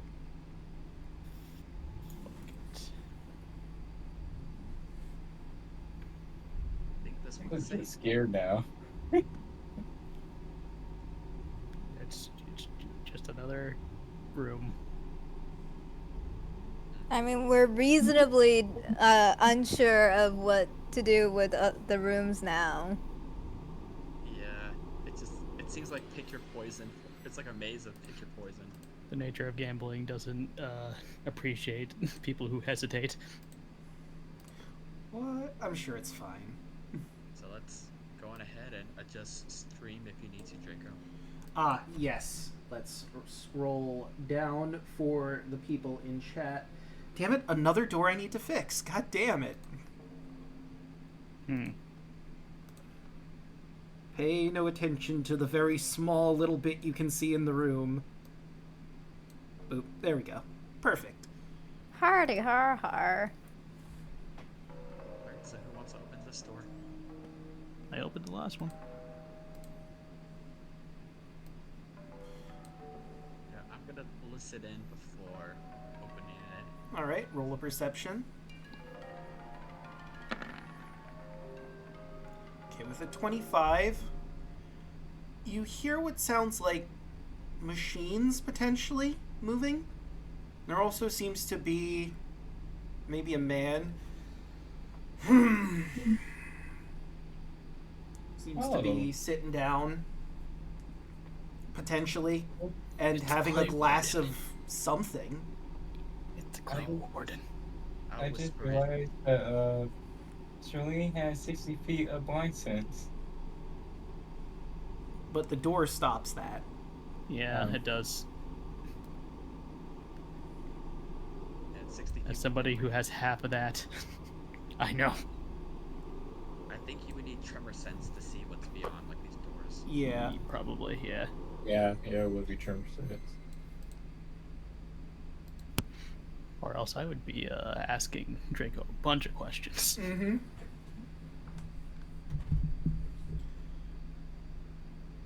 So there's a guy beyond this door.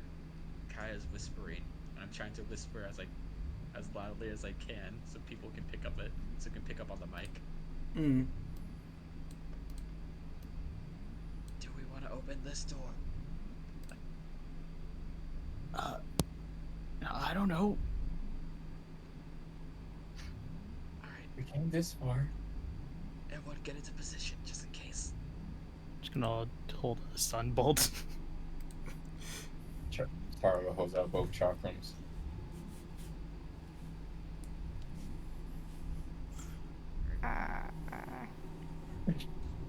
I'm too far away to do anything.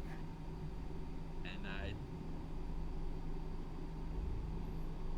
I open the door a very specific way, like just if it's like a, is it like a doorknob or is it just like a push? This I believe is more of a push door. Okay, just very gently push it open. All right. As you open the door, you see this chamber is dominated by an unearthly table with several goblets on it, each filled with a purple liquid.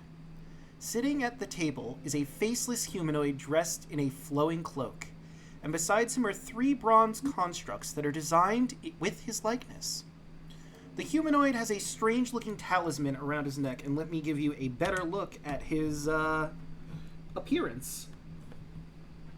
Is that an alien? Kind of. That's not what I'm thinking it is. So, the man looks at you, nods to one of the bronze automatons that begins speaking. Ah, I see we have guests.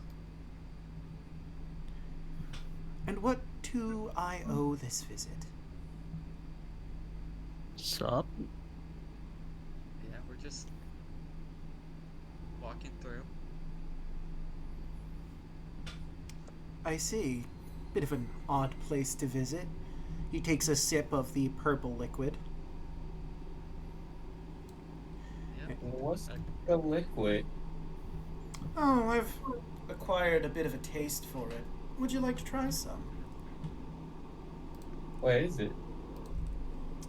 Well, where's the fun in just telling you? What would I roll to find out what that is? Yeah. How? That is a good question. Investigation? I don't know. Medicine, investigation, nature. I have Let's go proficiency in nature. medicine. Let's go nature. That seems right. I have proficiency in medicine and nature, but I am too far away. 21. Okay, with 20. 21. I don't know why it rolled twice. 14? Okay, so with a 21, Harley, you squint. You're pretty sure that's purple worm poison he's drinking. Poison. Yep. I mean, if you think about it, what is alcohol but a poison? This is just a more extreme version of that.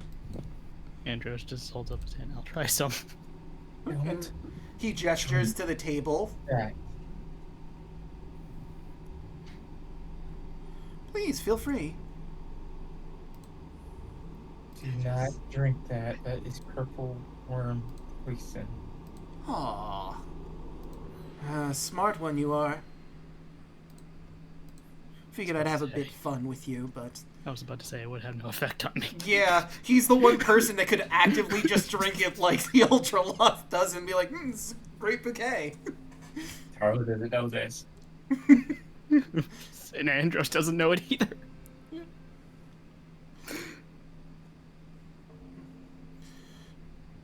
So, I don't get a lot of visitors here. But, you here to see the prisoner, or? I guess I'll be blunt. Let's not dance around with it. I'm willing to make a deal with you, but it depends on what exactly it is you're trying to do here. What were we trying to do here again? Above game, you're trying to wake the prisoner and get him riled up so that gets Lutheria's attention. I thought we were just trying to get information. Oh, well, I believe Chandra's told you guys earlier that if something were to happen here, it would definitely draw Lutheria towards you. Yeah. thought one of the. Okay, the Trask. The stone guy told us that we can get information from one of the Titan here Yeah.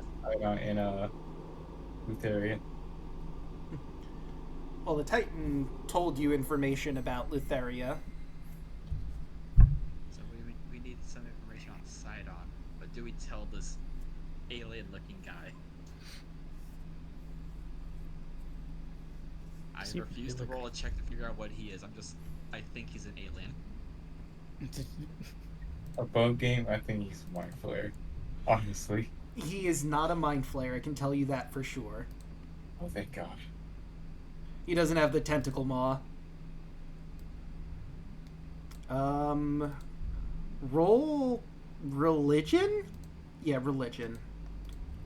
Oh boy.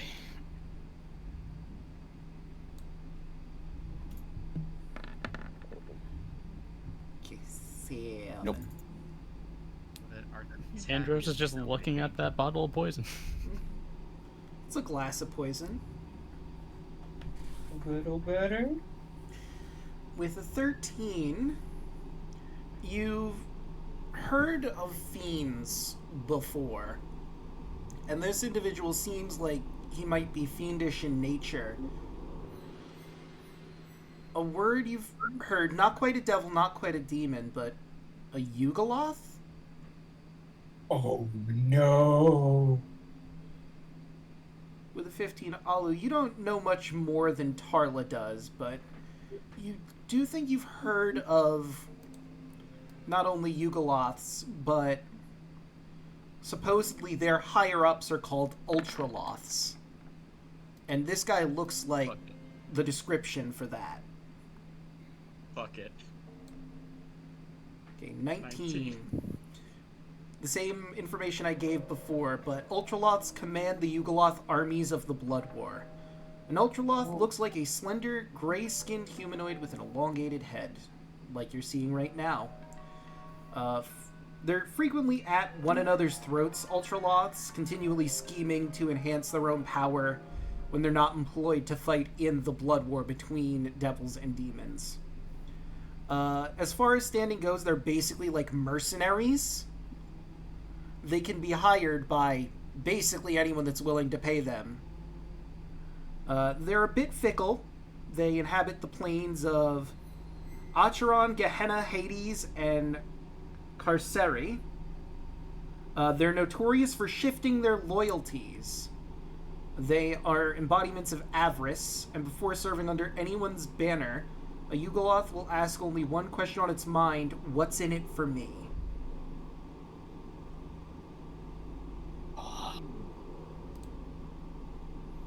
You could also extrapolate from that information I gave you that, considering Lutheria's the individual that's supposed to be watching this prison, she probably enlisted this Ultraloth to watch over the prison.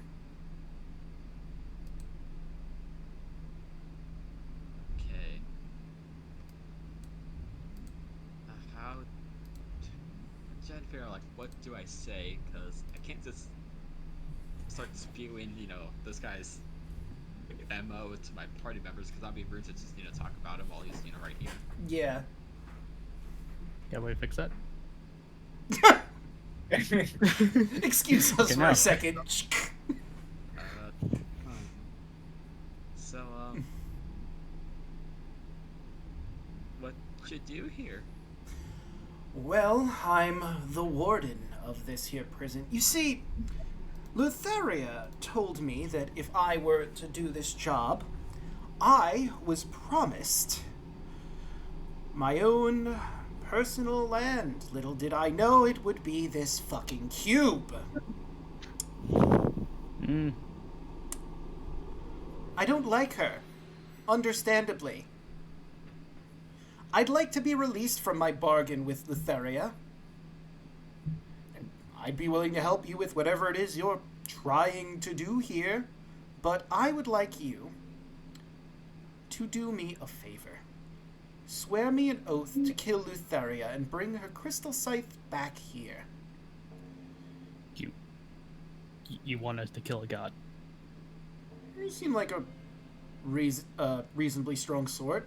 I mean, you got here.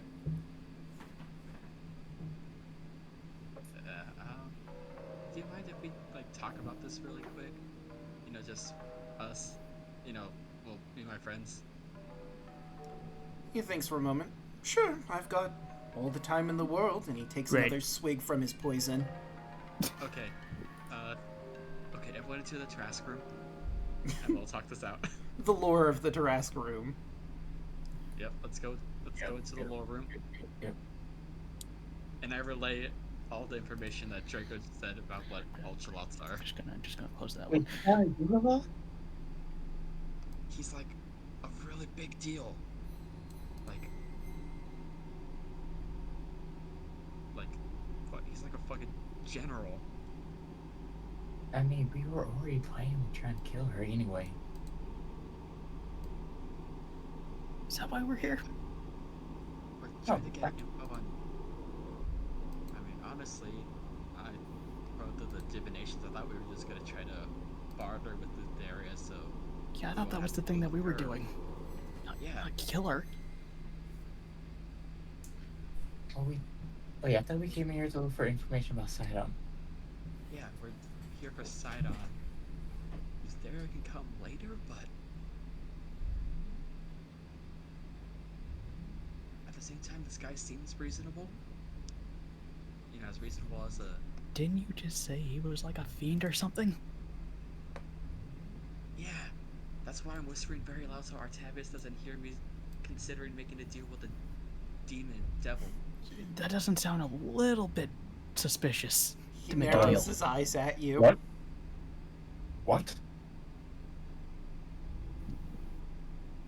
Yeah, but for some reason I paid really good attention to this in college, but Eugolots stay to their contract.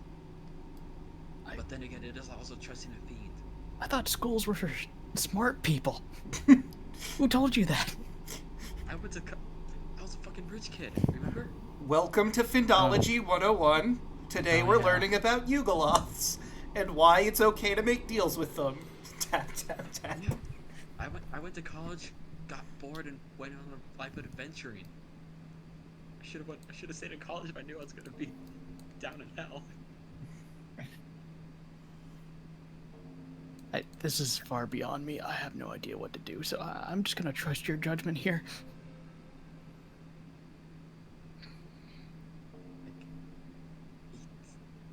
Honestly, I would consider it, but we're not here for Lutheria to take her out.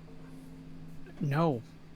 And Yeah. plus he wants her scythe, and I'm afraid of what he might do with it. Yeah, that's not good. That can't be good. Because, like, isn't she all about dreams or something? Dream, death, madness. Okay, so all the things that we don't want a fiend to have. Yeah. So. Do you think he's bound in that room? Or do you think he's just, like, listening in through the door? I'm pretty sure he's listening in. He's the Morgan, so he probably has all. You gotta know what's going on here. Okay. Yeah. So. Really quick, I'd like someone to roll me a quick Arcana check. One of the people that identified the Sphere of Annihilation from before.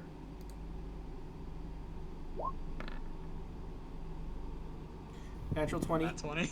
You notice that he wore a talisman around his neck that you're pretty sure is for controlling the Sphere of Annihilation. Oh, Yeah, we probably should go and agree to it if we want to get out of here alive. Maybe, just Or we could maybe. just try to take it off his neck. So, the other thing to keep in mind, he is asking you to swear an oath. Which means if you break that oath, you are subject to Curse of the Oathbreaker Oathbreaker and could end up on Oathbreaker Island because the Oh, Erinese curse. will find you and take you there. Yeah, so.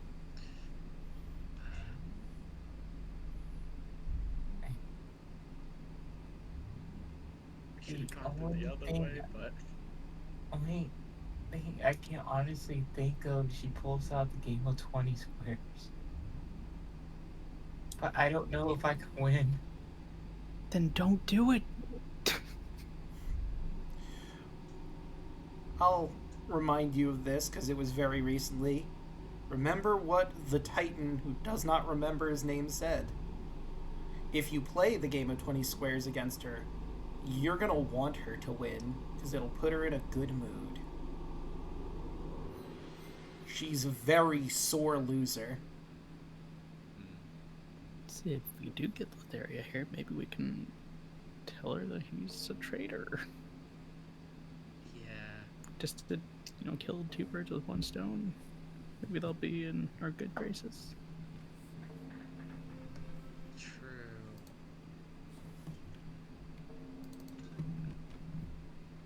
This is so tricky. But there's also part of me thinking, like, can you beat this in a game of 20 squares? I don't know if I can. Rotate, I don't know if I can. It will be probably fucking close, but I honestly don't know.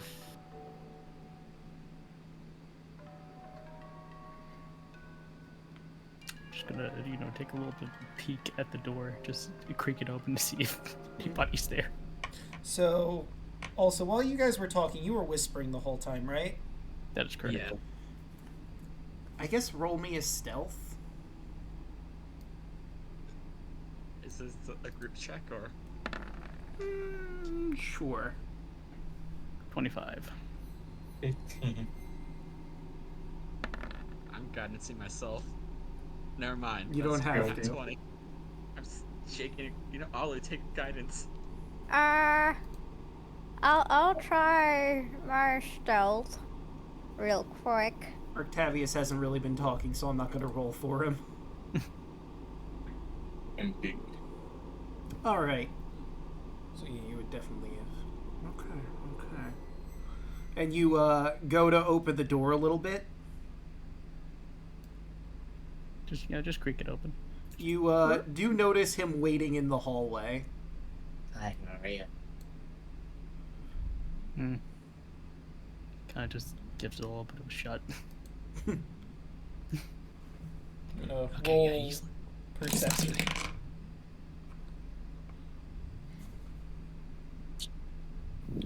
He'll open the door. So have you made your decision, yes? I don't mean to pry. I do have all the time in the world, I suppose, but... Oh wait, I'm sorry. He can't talk. The automatons are doing it, so let me put an automaton in here too. There we go. I don't mean to pry, it's just, I don't really have a lot going on at the moment. Then why did you pry the door? Was curious if you're done with your elaborations yet. If not, I'll leave and let you get back to it. Just a little antsy is all. Oh, yeah, understandably so. I mean, you're trapped here. Gods, am I right? Yeah. I have a question. He looks at you. I might have an answer. What will happen if we don't take this offer? Well, I'll be very disappointed. I obviously won't be helping you with whatever it is you want to do in here, and I mean, it is my duty to get rid of intruders. So you're threatening us. I wouldn't say threatening. I'm just simply stating what my duty here is. He's doing his job, basically. Yes, but he is doing it in a very sly way of threatening us.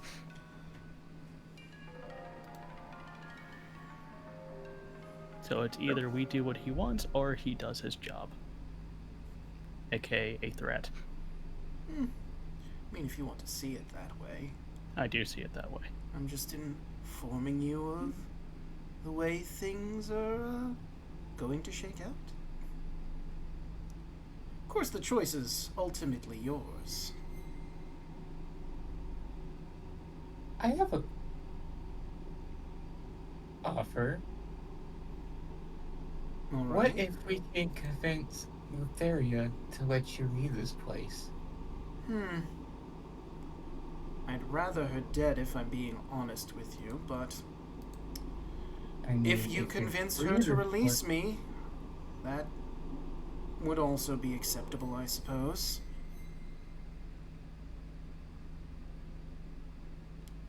Feel like killing her might be more likely, but hey, I don't know. We've only just met. Perhaps you are capable of convincing her. The lunatic. Can I roll a quick insight on this ultra law? Sure. Yeah, maybe. Doesn't really have a face, but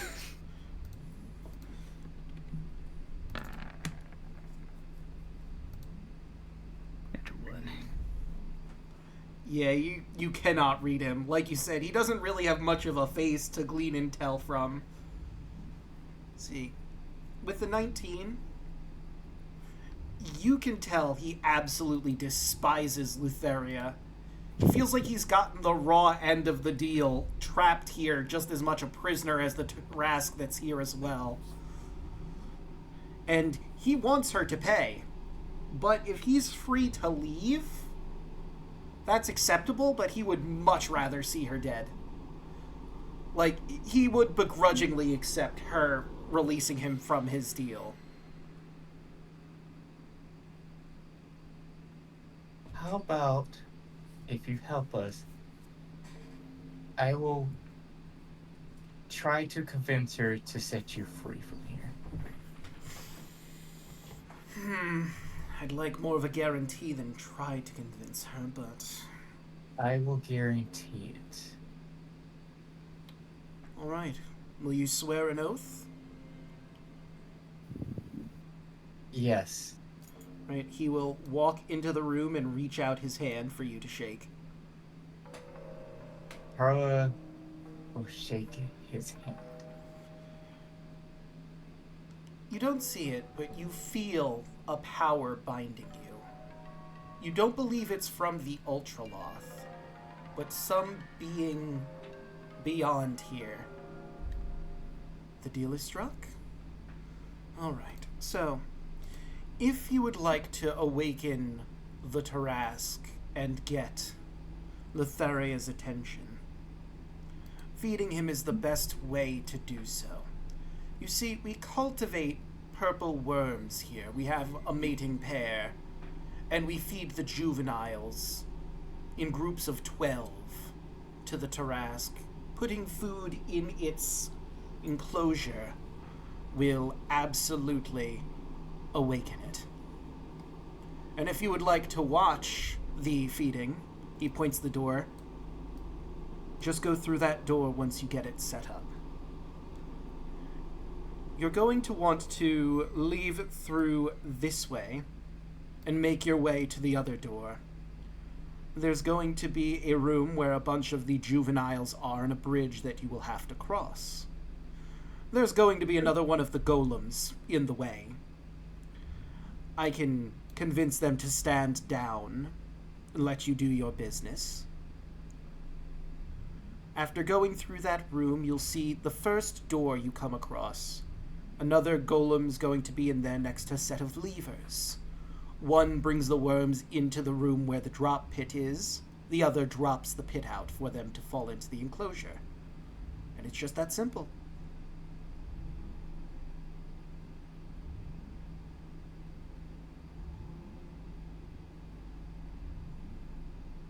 Okay.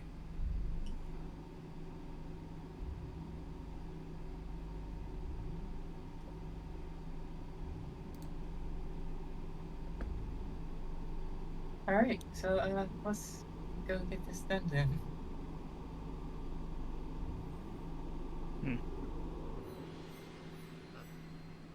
A quick question, just really quick. Oh, I'm sorry. I forgot to mention one other crucial feature. The food is important to waking it up, but all the way down in the southern area, we have a room where we collect the poison, and pumping the poison in is another feature in waking up the Tarask. If any of you are immune to or resistant to poison, I'd recommend they do this part of the awakening process, as it will fill the room and be difficult if you're not resistant like myself. There's a lever you pull that'll drain the poison out of the room.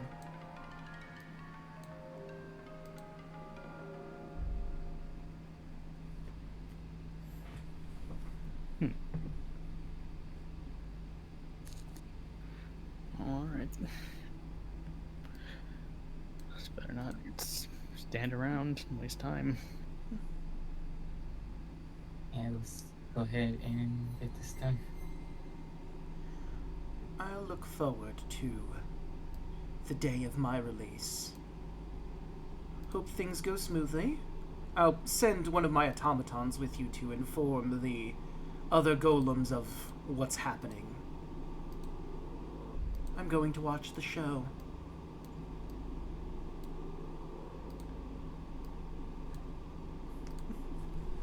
Alright. Tower starts walking.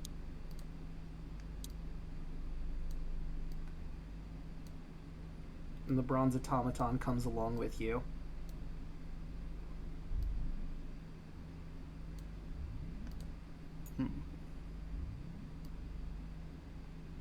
Yeah, I left Solaire all the way back there. Whoops. Just garden. Yeah. Hopefully it doesn't mind the, broken play.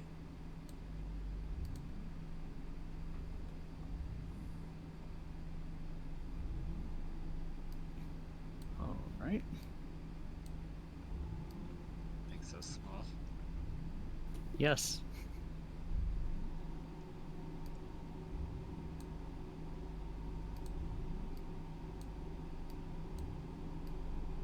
Oh, yep, there's one. Right, and let me describe the room you find yourselves in. This is number 3. The floor of this chamber is filled with huge, writhing worms that wriggle and squirm over each other. The effect is quite disturbing. A narrow bridge crosses to the other side of the room. Some 5 feet above the hideous writhing worms, a featureless humanoid golem stands guard in the middle of the bridge. So, another thing I want to mention, because it's funny, and it's not really part of, this campaign, but if we were using experience, this mentions that, a fireball could theoretically kill most but not all the worms. And, you could theoretically farm some EXP here, but no more than 5,000. You can't just use this to infinitely grind experience. And, I appreciate that they put that in there. But as you walk in, the golem notices you, but notices the bronze automaton. They speak in that language that you guys just don't understand, and the golem, sure enough, moves itself over to here and out of your way. And the automaton opens the next door for you and moves through. Oh, and I forgot to move y'all along. What?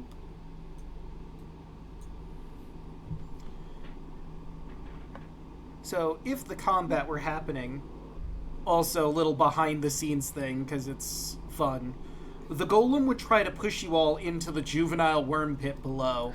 Oh, I would snipe him. And this is how big those are. No. Holy shit.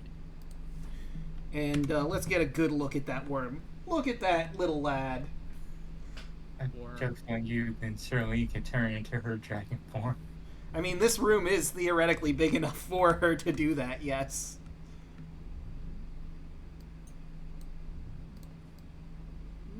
Okay, there's 2 doors. If you recall, he said the first door. Yes. And the bronze automaton will come in first and speak that strange language. And this one. In this room, the walls and floors are covered in a thick mucus slime that almost seems alive. The floor is marked by strange engravings that look like a grid. On the opposite side of the room, there are levers on the walls. One lever is shaped like a worm, while the other is horn-shaped. A shapeless humanoid figure stands at the chamber, next to the worm-shaped lever.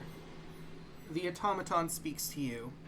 The lever will open that portcullis over there, and the worms will start to come in. The horn one drops them into the enclosure. The golem here will do what it needs to do to get that started. There isn't going to be any more automatons in the room down there, so you can go down there and get the poison set up to wake it up, and I will let the golem know when to drop its load into the Tarask's enclosure. All right.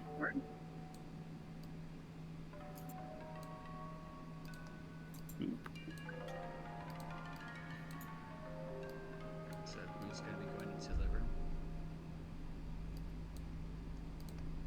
Well, one of you is a monk, and it is a poison Yes. room. I could go. Can Octavius go to as a paladin? Are paladins? Let me see. Divine Smite, Hoplite, Divine Or immune to Health. disease. You're immune to disease. Yeah, not poison. Poison's a whole different beast. He's immune to other worms, but not poison. I could go in. I'll give you slap on you a guidance in case you need it. Okay. Be quick. It's like dipping your toes into a pool or something. Yeah. That's the wrong room. Ah. It's the one further down south over here. Okay. Oh. But if you want to canonically open that door, I can tell you what you see inside before you close Yeah, the door. sure. Address would. Why not? So, you recall that the Ultraloth mentioned they had a pair of breeding worms, and you get the feeling that this must be some sort of breeding chamber for them. 2 giant purple-colored worms, more than 30 feet in length, are chained and entwined to another in the center of the room. Featureless golems work on the worms, paying little attention to anything else in front of them. You do notice in the back of the room, it seems as though there's a collection place for their poison from their stingers on the back of their tails. George is just gonna close that quickly as soon as he opens it. There's also a door on the other side that you're pretty sure probably leads into the Tarask pit. Don't go in there. There are just some things a lion should not be able to see, and that's one of them. So person seems so like an alien. That is a good word Just don't for worry it. about it. All right. Alright, so Sorry. this room. This long hall has a strange floor. The floor appears to have dozens of small holes, each with an iron covering.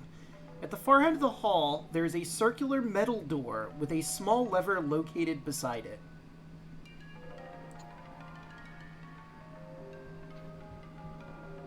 Okay. Doesn't seem that bad. It's the worst that could happen. Remember your guidance. And I don't know if Alu can give you resistance or anything. I don't know if he took that. Chris will just step in. Right, the lever in question is over on that side. Alright. Just gonna make a run for it. And you pull the lever once you get there? Yep. So you pull the lever and the door behind you closes and locks. On the other side, this door opens, and you see just a flood of purplish green poison flood into the room. And because you are in the room at this time, you're going to take, for the first round, 6 poison, cut in half because of your resistance. No, I don't. Okay. Immune. Right, immune. Just totally immune. So it starts to pool in the room, and you get the feeling like, you know, if someone who wasn't you, who's immune to poison entirely, was in here, this would probably be a death sentence. Upon that happening, Andros kind of just clenches his eyes, trying to prepare himself for it. Then he realizes it doesn't hurt.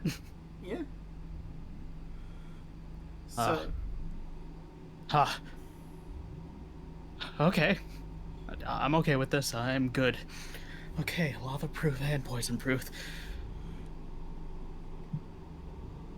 So, above game. The first round is a d6. For anyone who drinks or breathes in the poison flooding in, for example with water breathing, would take the full damage from purple worm poison, which is 12d6 damage. Anyone with fewer of 75% of their hit points remaining would take the full damage from the second round onwards, as the poison would seep into their wounds. But you don't have to worry about that shit, thanks to immunity. And as... Take that, gods! As the room fills in, you notice it start to slowly drain down into the divots in the floor where the metal grates are. And the door behind you closes, and the door on this side unlocks and opens. Okay. Learning a lot of new stuff about myself today. Those of you in the hallway, you hear what sounds like, because the door wasn't closed behind you, the floor dropping out and into the pit.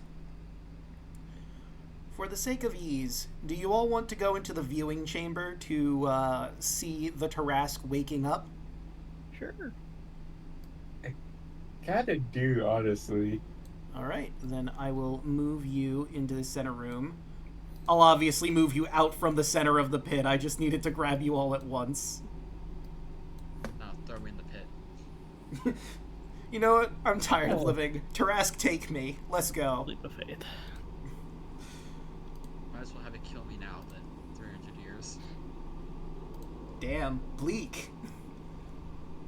So, a large pit looks down into a vast chamber that makes up most of the Iron Cube's interior. Inside, you see a gargantuan, nightmarish creature slumbering. A thick, spiny brown carapace covers the back of the immense reptile, which resembles a predatory lizard with claws and forelimbs, slightly larger than its legs. The monster has eyes that are not clearly visible from its current position. You notice the poison starting to seep in, and you see one of its eyes waken.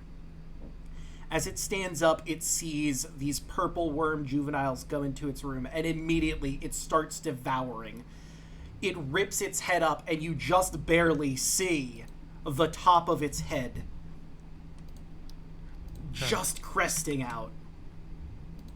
Oops. And you see this. Andros interestingly looks at the horns. It is massive. The biggest creature any of you have ever seen in your lives. And it is starting to thrash around, and you feel the cube around you moving. You are certain this has probably gotten Lutheria's attention, and that she is on her way. So, how long does this take? Andros kind of says. She should be here momentarily. I would recommend you leave the cube, and you will surely see her ship coming. Right. Hope things go well for you. It's impressive, isn't it? It's not what I was expecting. No, not at all. I'm just curious before you go, what were you expecting to see here? I don't know. Not that, for sure. It's weird hearing the laughing. Oh, and the bronze automaton's here too, so we can actually speak with you. The robot laughing.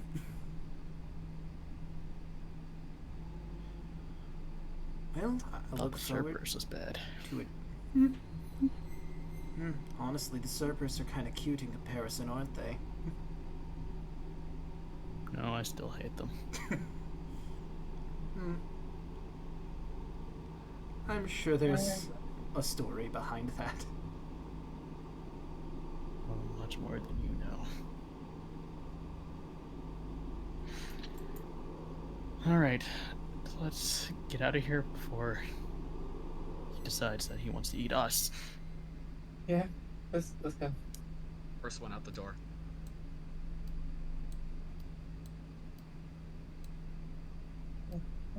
Why can't I go through the door? Yep. Oh, let me just move you through. Alright, and I I'm will... blind.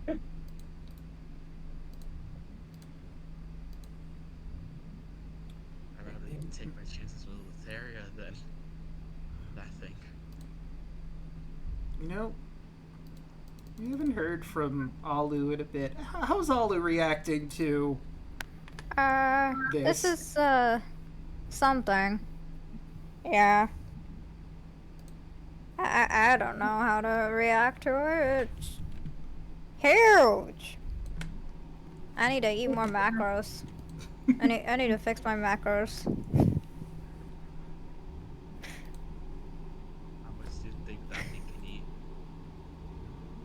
Listen, that one at least knows how to do the macros properly. It clearly knows how to exercise and balance out all of the carbs and energy that it's taking in. I don't know, but it's doing it. It's doing the whole exercising thing just right. Right. This is the perfect bean in all his eyes. The Tarrasque is adorable in Ollie's eyes. The perfect All life of you form. to be destroyed.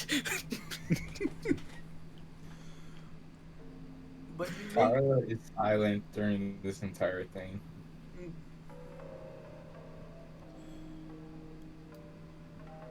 So you all make your way to the Ultros, waiting, and sure enough, you eventually see this on the horizon.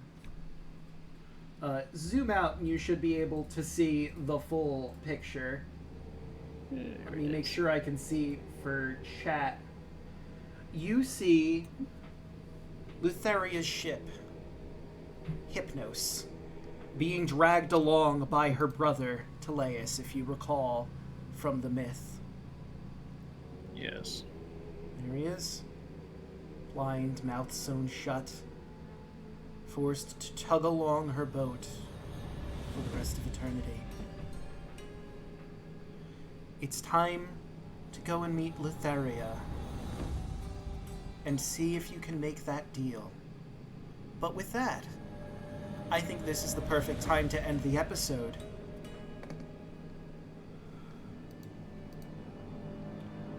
We're ending? Yep. I mean, we could go longer if you like. This just seemed like a very good position to end on. Fair. I'm good to keep going. I don't have to go to work tomorrow. Alright. I'm done with my classes and I don't have any exams for a bit. I'm working at 12. I could probably manage to go a little longer. Alright, then sure. Oh, wait. Tarla's icon is wrong here. Boop. There we go. But, how about we take a quick break here, then? Stretch Yeah, we water, didn't drink take a water. I'm fine with that. We have not Didn't taken take- a break. I am fine with that. Alright. Why is it all dark? Oh, right. Well, wait, no, you should be able to see. Try zooming out a little bit. Yeah, zoom out a lot. I'm all the way zoomed out.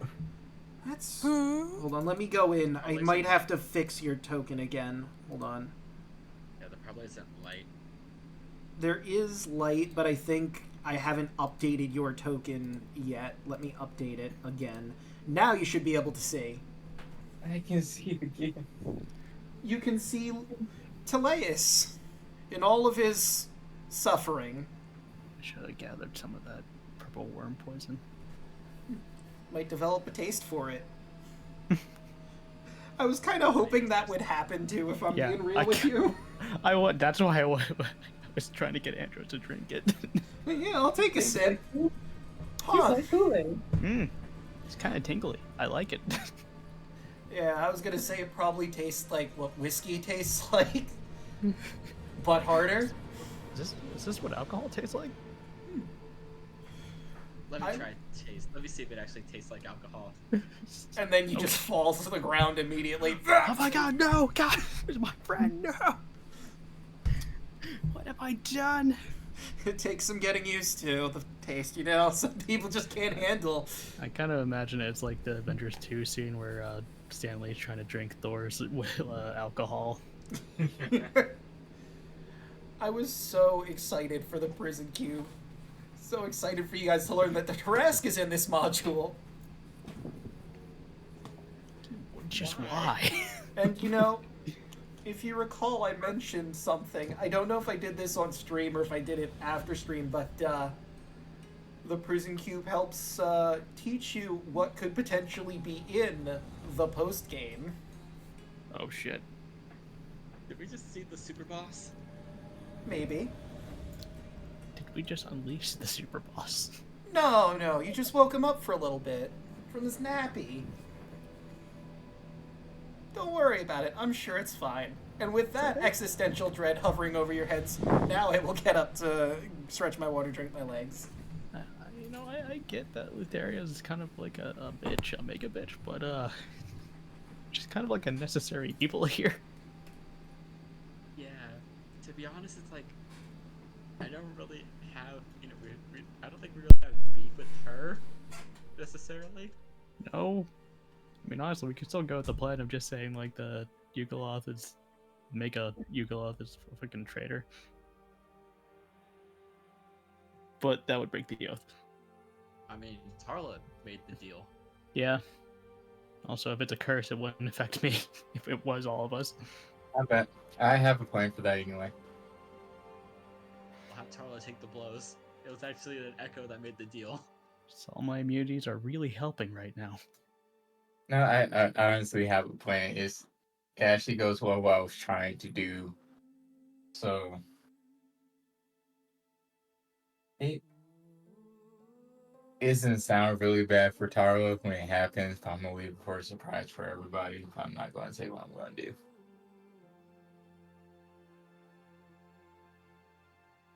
Right? I guess we just gotta trust you. Still got 6 key points left.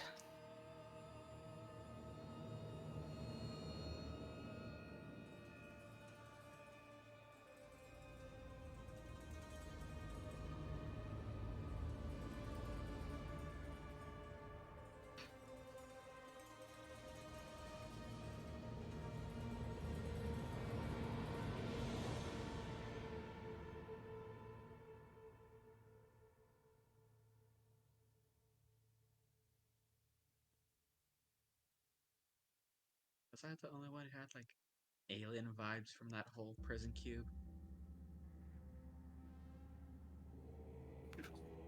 I mean, Very alien. yeah. It's like... Also doesn't help that the freaking Ultraloth kind of looks like, the Xenomorph, so... Mm. I'm glad we didn't fight that thing.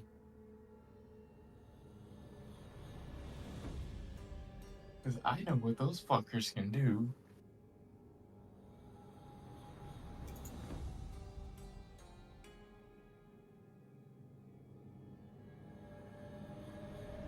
Let me pull up his stat sheet now that we're not fighting him. Oh yeah, look at it. That's why I was like, I may be able to beat it in 20 square, but I'm not too sure. It doesn't really have a lot of skill proficiencies, so it would just be the raw stats for most of them. It would only have intimidation as with a +9. Yeah, my intimidation is a 5. But everything else, you would have a. As long as you have like level 4, you should be good. Theoretically. Only thing I had on him is performance and persuasion.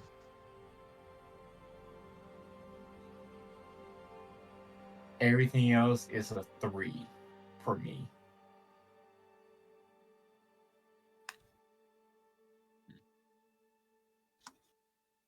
That's why I say I might be able to do it, but it's going to be fucking close.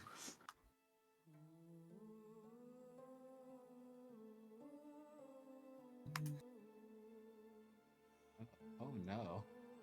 I just saw what some of the stuff it can do. Mm-hmm. I have returned. It's like, I wasn't joking. I said I'm glad we did not fight it. yeah, it would have been bad for people low wisdom. Mm-hmm. Imagine having low wisdom. Yeah, imagine that. I mean, Hi, with low wisdom. Yeah, imagine. if you want a CR comparison, the Ultraloth is a CR 13. Do with that what you will. Still rather deal with him than the Kraken. Fair. I mean, the Kraken has a much higher CR too, so there is that. Yeah, Was it at anything- 10. Anything That's the good? Kraken. Kraken is 23. Mm-hmm. If And you has any spells that are site-based, I could easily just stop him from doing that. and the Tarask is a CR 30 creature. I know! I know! I fought Thrash before. We won. How would you Barely. So like, Thanks. Dingo Doodle. I've always said, like, I wouldn't sick the Tarask on players unless it was in a module. And oh, look at that! Here it is! No, we were doing like a one shot, so it was actually in this campaign. We had an off night, so we didn't have enough players, so we were just like, what's in the module that we that we can see if we can fight at our level? And he said, well, there's a Taras in here, you want to fight that? We was like, what? Why would We didn't know where it was. Now I do. Mm-hmm. Just chilling in the Nether Sea. We were level 11 and barely came out alive. Yeah, I'm not shocked. Level 11 is not the time to fight the Tarask. No, none of us died. That was the surprising part. But yeah, honestly. it was, we were just fucking around to see how we can do it. We had what do we have? We had a fighter, an Echo Knight fighter, paladin, Echo Knight fire paladin cross class. I was a blood hunter. We had a sorcerer.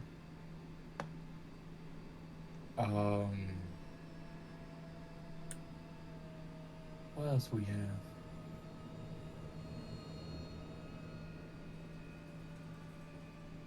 There was Nora, Achilles. We had a battlesmith cleric. Alright, I should grab Charon. He's probably going to come with you, considering, you want him to help smooth things over. Oh, he had a name. You forgot about Charon? You just talked to him like at the beginning of this session. Wait. Am I mishearing the name? Did you say Charon? Oh, Chondarus, not Charon. My bad. Okay. I'd say The other C. Oh, whoops, I didn't mean to grab that. I thought I grabbed his token. Whoops. I must be thinking about someone else. I'd say if that was the Ultralot's name, I was like, why is his name Charon? That would be funny. Important NPCs. There's Chondarus. And let's move him with the rest of you. So obviously you're going to need to be taking the rowboat in. The other question is, are you taking Sunny with you on this excursion? Probably, because, like, flavor-wise, when I left Sunny back on the boat, I just handed her to Chandris and handed them a book. Like, just read to Sunny for a while. Adorable. That is precious. Oh, and I have a pun to read. I'll make Chandris our friend, whether he likes it or not. What are you, Goku? Well, you didn't fight him, so I guess not. Exactly. But I see there's a pun. Hey, do you want to hear a joke about cats? Just kidding.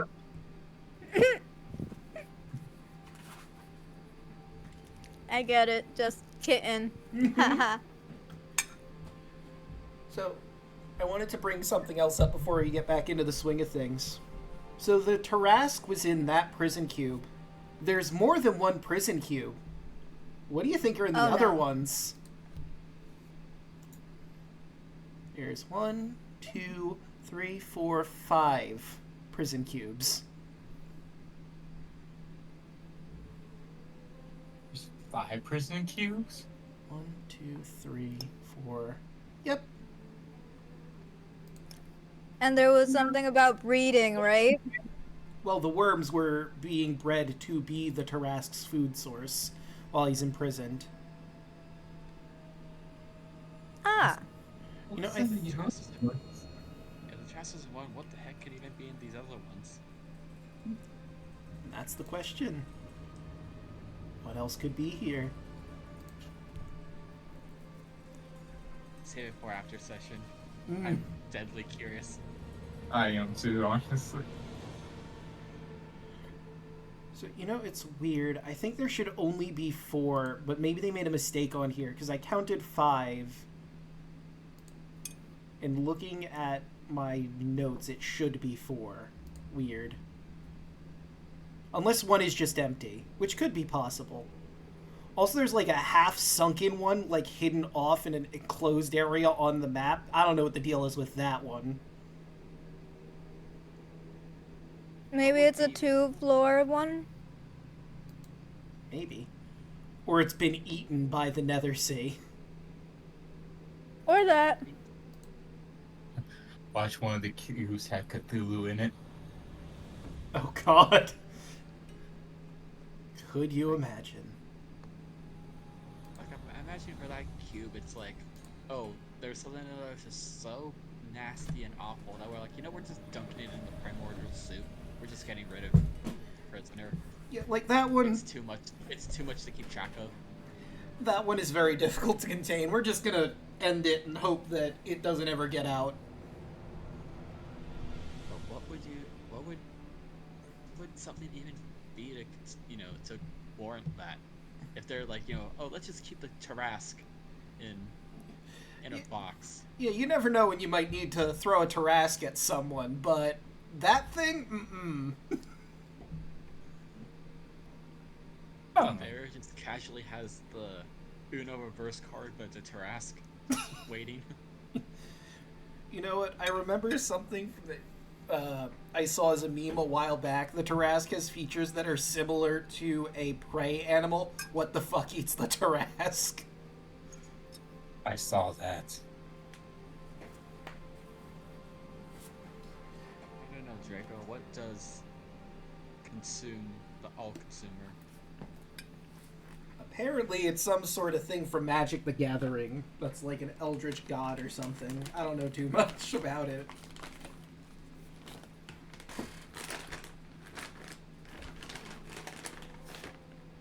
I'm probably gonna mute my mic so I grabbed some snacks just to charge myself a little bit. I'll mute myself for a little bit so you don't hear me crunching on it. You don't hear me crunching, right? No. Good. I forgot my snacks. I guess you gotta drink your legs and stretch your water a little bit longer. I'll be fine.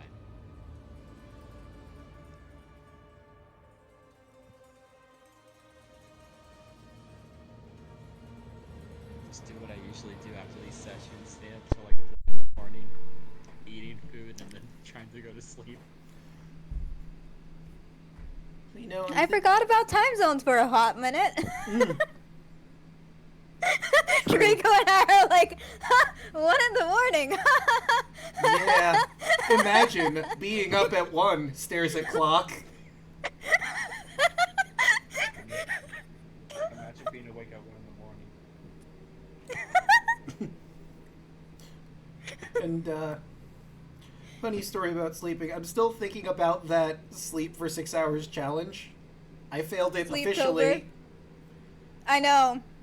Because yesterday I got, well, I guess, 4. yeah, technically yesterday. No, I got an hour.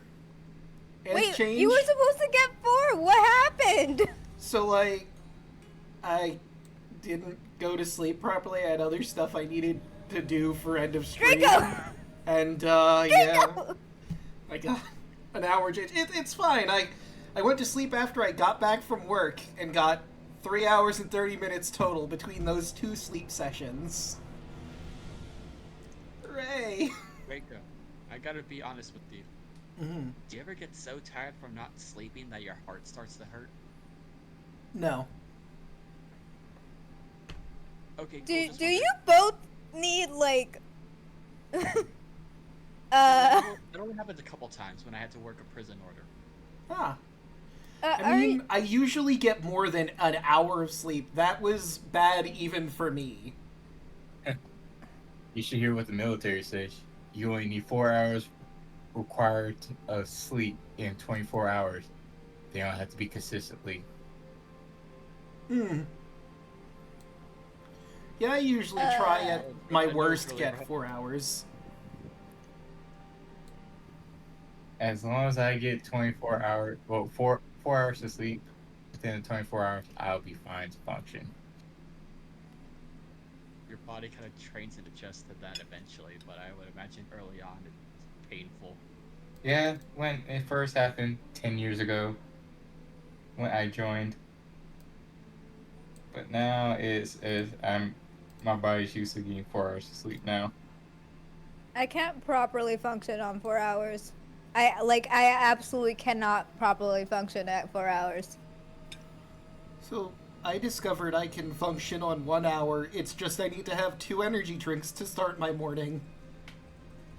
I'm not going to try to do functioning on hour ever again, because it's probably better to get more than that.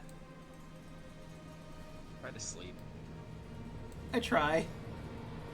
Do you need help to sleep? Like, do you need me to come over there and help you sleep? I don't know how you do that.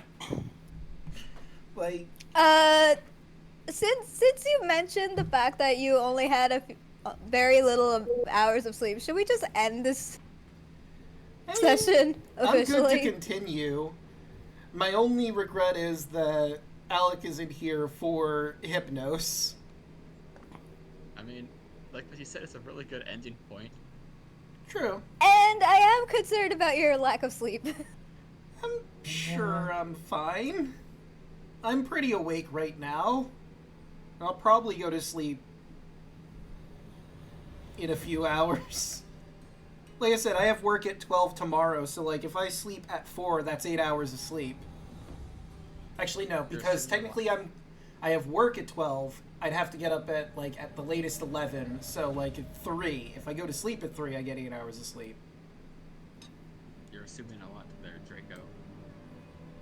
like sleeping for that amount of time. I plan these out, sleeping. I mean, I don't always plan for exactly 8 hours, but you know, depending on what I have to do. If you did plan, what happened last night? That was me getting stuck in a dungeon in Link's Awakening. I got stuck for a really long time, and then time ran away from me.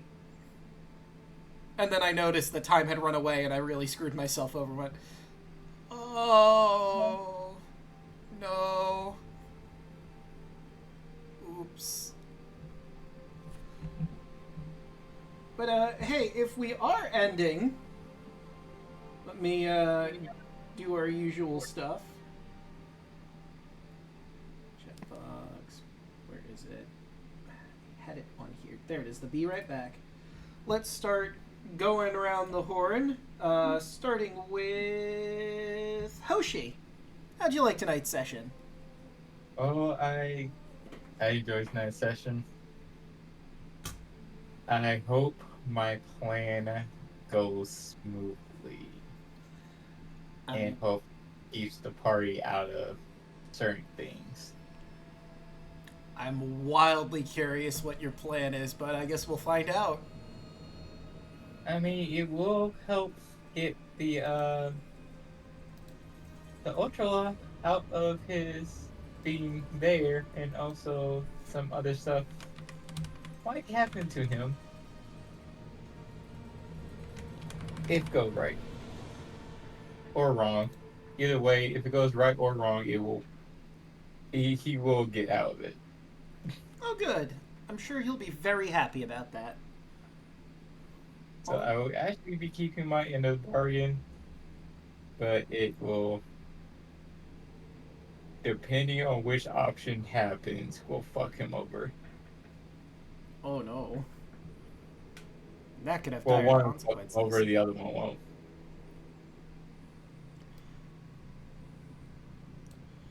Alright. Moving along. Brodden, how about you? How'd you like tonight's session? You know, it was pretty chill. I did not expect things to look so spooky. Hmm. Like their freaking alien prison cube. Welcome to the Nether Sea! This is why I was so excited for this area. Like Draco legit, the prison cube looked like something out of like the Alien series. Oh, absolutely. It's a Borg! Like, did you see the fucking table that the Ultraloth was sitting at? What the fuck is that shit?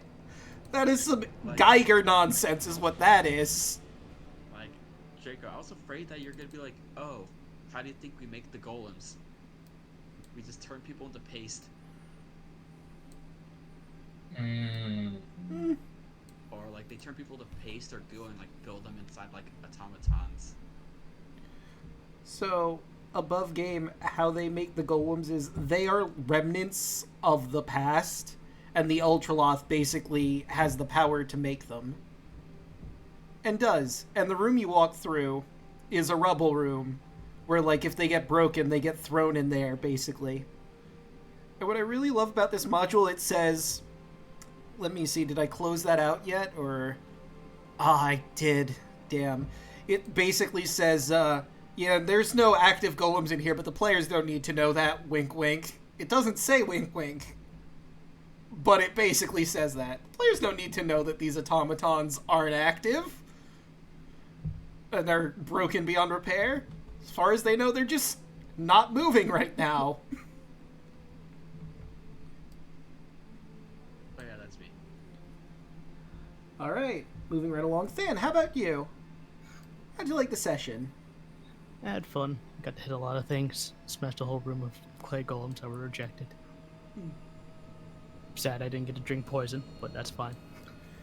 Maybe if you ever go back to the prison cube, he'll let you have a glass to celebrate his freedom from Lutheria. Sure, why not? Could do it over a nice hot bath of lava. Oh, absolutely. You'll just have a spa day with him. It'll be great. He's only resistant to fire, isn't he? I think so. Hold on, let me look. The fish-man isn't immune to fire. Yeah, he's just resistant to fire. Oh, shit, He couldn't he would take the just lava burn. bath. It would just take him longer than the average person who evaporates in seconds in lava. Okay. Okay, that's me. Right, Yelling, what do you have going on?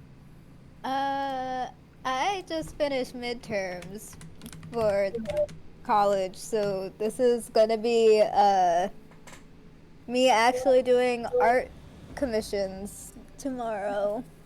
Ooh. Maybe. Also, I definitely need a new phone. It's like with,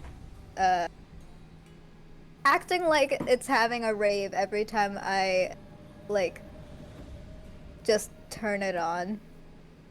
Wow. Even when the screen is supposed to be just plain. Yeah, you might need to get that looked at. So, yeah. Commission me, please. I have a new link for VGen. But, yeah. Thanks. Alright. And of course, you've already found me here. I stream Monday, Tuesday, Wednesday, Thursday, and Fridays. Mondays, you can catch me here doing more Sinking City. We've started our investigation into the visions that our detective, Charles Reed, has been having. We investigated a murder of a man who looked very monkey-like thanks to jeans. Don't ask too much about it, just jeans. And there's a feud between fishmen and monkey men. So that's a thing that's going on. We're mostly just doing side quest stuff now before we get back to the main plot and trying to figure out what the fuck is going on in this eldritch town. On Tuesdays, you can catch myself, Hoshi, Hey Mr. Rabbit, Milla Ninja, Chalka Zombie 101 who was here for a little bit, and Deluna 13 as they make their way through the Revelia. They're currently locked in an epic battle with clowns over the power source of the Ferris wheel. Will they get it out? This powerful artifact that could lead to Hecna's demise? Or their escape? Or will they be beaten down? Have to tune in to find out. Wednesdays, you can catch me here playing Link's Awakening. I'm pretty sure we're near the end at this point. I just got 2 more dungeons to get through, and I've got a bunch of side quests, I think. Well, not a bunch. I've got to figure out where the mermaid scale goes, and then there's, like, seashells if I want to collect them. Which I kind of do, so I can get that super sword. And Thursdays, you can catch us here. See how Immortal Symmachia does in their dealings with Lutheria, the goddess of death and dreams, who's been on and off taunting them in their sleep all this time. Don't know if you guys remembered that. I mean, Aluna, but remember that time where you had to fight Tarla because of the blood rage? Good times. I do. I think I was there for that. Yeah. That was fun. I don't think you were there for the other torments that Lutheria had put them through, but that one certainly. Right, but with all that said and done, let's go find someone to raid. Rabbit's live, playing Forest of Drizzling Rain. Oh, actually, you know what? I haven't raided Hero Zone in a while, and he's playing Baldur's Gate. I don't know where he is in the game, though, so... I mean, we could do Monte Glue. She's doing Dungeon and Mad Mage. That's true. They might be near the end of their stream. I think we usually end around the same time is the problem. I mean, we could hop in and see.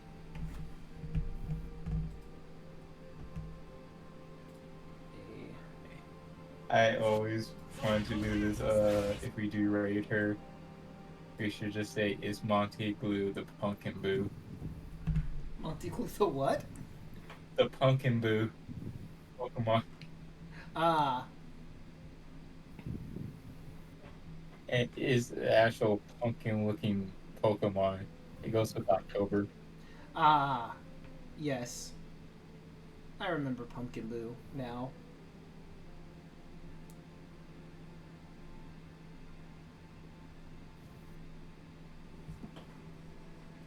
Hmm.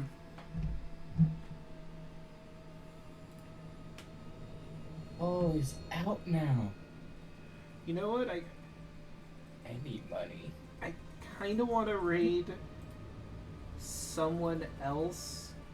Cause like Oh, we can. I want to I watch the Mad Mage on YouTube. So it's kind of spoilers if I hop in there at this point. Oh, true.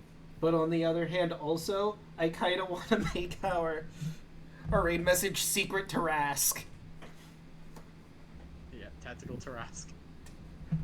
Tactical to Rask. Let's go. Let's see. So who are we doing?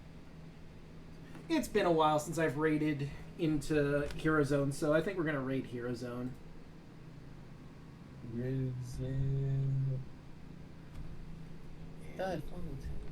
Tactic.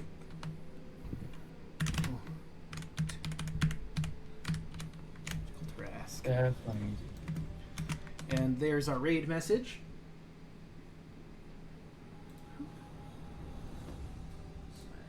/raid.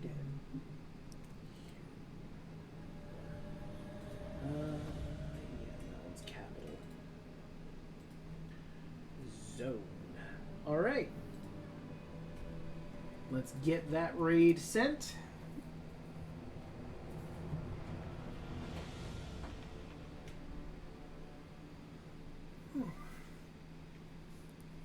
And good night, everybody. Good night, everybody.